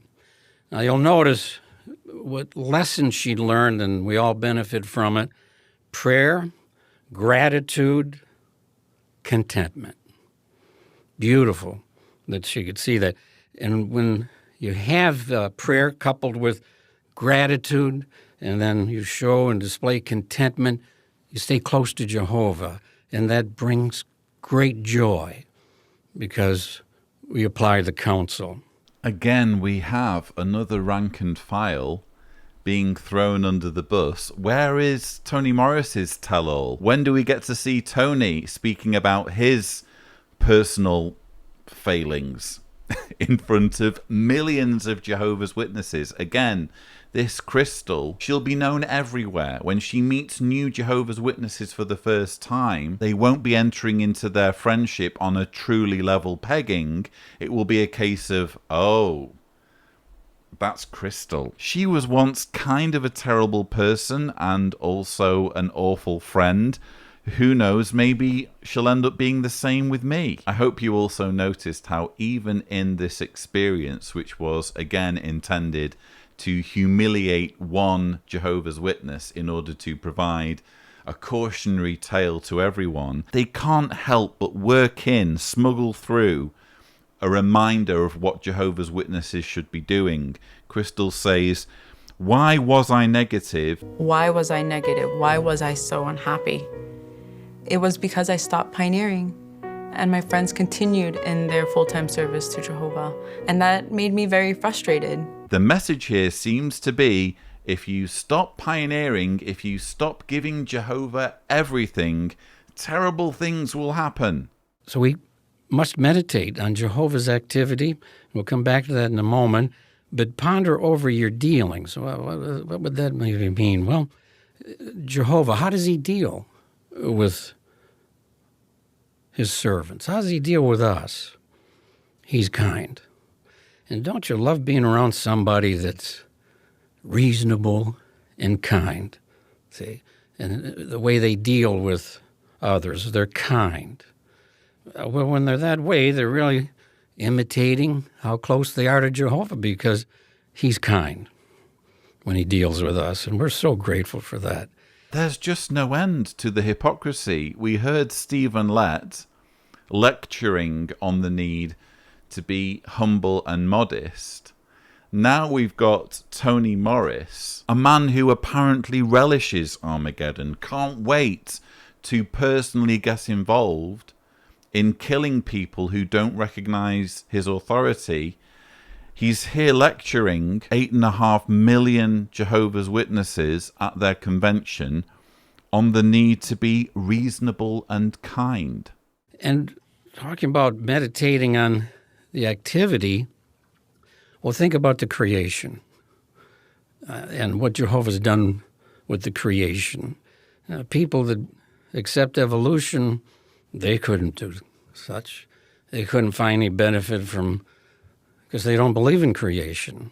All of this just happened. Not so for us. When we look at the creation, something as simple, and this does make Jehovah happy when we do it, a beautiful flower or a bouquet of flowers. You know, sometimes the world, they start these businesses and they have these fake flowers. And some of them look pretty good. But compared to a real flower, I've seen some make these roses that they look pretty good, but I don't smell what I smell with a real rose. The whole thing with a beautiful rose, it just makes you reflect on the Creator. And something that's always been a treasure for me is when you can capture a beautiful sunset. It might be a sunrise or it might be a sunset, but it just causes people to go, wow. And some of them stop and think about God. Whether they don't believe in him or not, it just stuns them. And shortly after we had moved here to headquarters in Warwick, I remember just a few days after being here, we had some rain and such, but then and I took a picture of it, had a beautiful rainbow that I took a picture of with my tablet. How can you not feel good and refreshed by looking at such activity of Jehovah God? Beautiful, beautiful rainbow. And then there's the antics of animals. I love dogs. I love puppies and kittens, the things they do, and sometimes they're able to capture them on video. It just causes joy in the heart. Well, this is a rare treat. Tony Morris takes on evolution. Checkmate Dawkins. Here comes Tony Morris to give a knockout blow to any who accept the science of evolution by natural selection. Whoa, hold on. You haven't thought about, I give you Exhibit A, flowers. A beautiful flower or a bouquet of flowers. You know, sometimes the world, they start these businesses and they have these fake flowers. And some of them look pretty good. But compared to a real flower, I've seen some make these roses that they look pretty good, but I don't smell what I smell with a real rose. You seem to have forgotten, atheists, that fake flowers don't smell nice, whereas real flowers do. With such a compelling argument, viewers, he really doesn't need any further logic or argumentation. But having given us Exhibit A, beautiful flowers, he then goes for a second knockout punch, beautiful sunsets. Well, you can capture a beautiful sunset. Might be a sunrise or it might be a sunset, but it just causes people to go, wow. And some of them stop and think about God. If only I'd thought about it. Yes, when you mention it, Tony Morris, how can you not believe in a God who specifically selects you and 7 other dudes in New York to be his earthly representatives? How can you not believe in all of this when you look at the sun disappear over the horizon? Honestly, viewers, I was already dumbstruck by this incredible logic I've never even heard before. Who knew he was keeping all this in his locker? But we get a third argument. Rainbows. I remember when, just a few days after being here, we had some rain and such, but then I took a picture of it, had a beautiful rainbow that I took a picture of with my tablet. The way sunlight reflects off water, producing lots of different colours, which apparently only started happening after Noah's flood. Yes, now you come to think of it, Tony Morris. How can Jehovah not exist when you look at a rainbow? 3 compelling arguments, viewers, I hadn't even considered as an atheist. But he goes for a 4th. Dogs. Puppies and kittens. And then there's the antics of animals. I love dogs. I love puppies and kittens, the things they do, and sometimes they're able to capture them on video. It just causes joy in the heart. Who knew? Who knew all this time, all these years of great atheist thinkers explaining evolution, explaining how scientists are right. Life evolves through natural selection, and we no longer need to invoke a deity to explain how giraffes or elephants or kangaroos have come about. All this time, Tony Morris was sitting there quietly thinking, my day will come. One of these days I am going to floor them all with my wisdom. Wait until they hear about my beautiful flowers. Wait until I hit them with my sunsets, rainbows, and puppies. That'll teach them. So find joy more in all of the creation available, but most of all, find joy in your relationship with Jehovah God. Now, with that in mind, notice how our brother uses practical wisdom in the following video. I had a stable job at a local resort, but I later lost this job. I tried to look for work, but I was unsuccessful. My savings ran out. We had run out of money to buy gas for cooking. It felt like my world had ended. I did some research in publications. I found that I was able to follow the example of some brothers who had found that they were able to start businesses using these skills and abilities that they had. I was able to use a fishing net that I owned by going down to the sea, to the river, put the net out in the evening. Early in the morning I would go down and be able to find fish and crabs on the net. It was not easy. I did not always get a good catch, but by doing this, eventually I was able to support my family during that time. We had to cook outside on a fire. I thought about how I could help my family to stay positive. We would sit together and we would sing kingdom songs, play games together. And I feel that Jehovah blessed the efforts that I made. Hebrews 13 verse 5, that scripture reassured me that as long as I didn't compromise the important aspects of Jehovah's worship, my family's needs were cared for.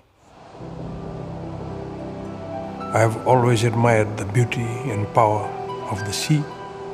It reminds me that the one who created the sea, it's not hard for him to care for just one small human like me.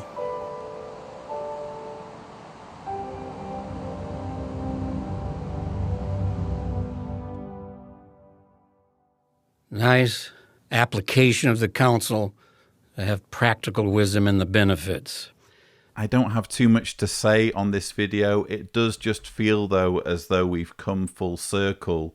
If you tie in what we were watching on Friday morning with all that stuff about keeping your life simple, turn down employment opportunities, put the organization first. Now we're seeing Shane in Fiji talking about how he's doing menial work to get by. I don't know, it just feels as though this organization almost gets off on the idea of witnesses scraping by, doing menial work rather than pursuing other opportunities. And I'm not sure what other opportunities were available or are available to Shane. I just know that his experience and his hardship isn't shared by everyone in the organization, and it especially irks me to see Shane living hand to mouth and in such difficult circumstances when you compare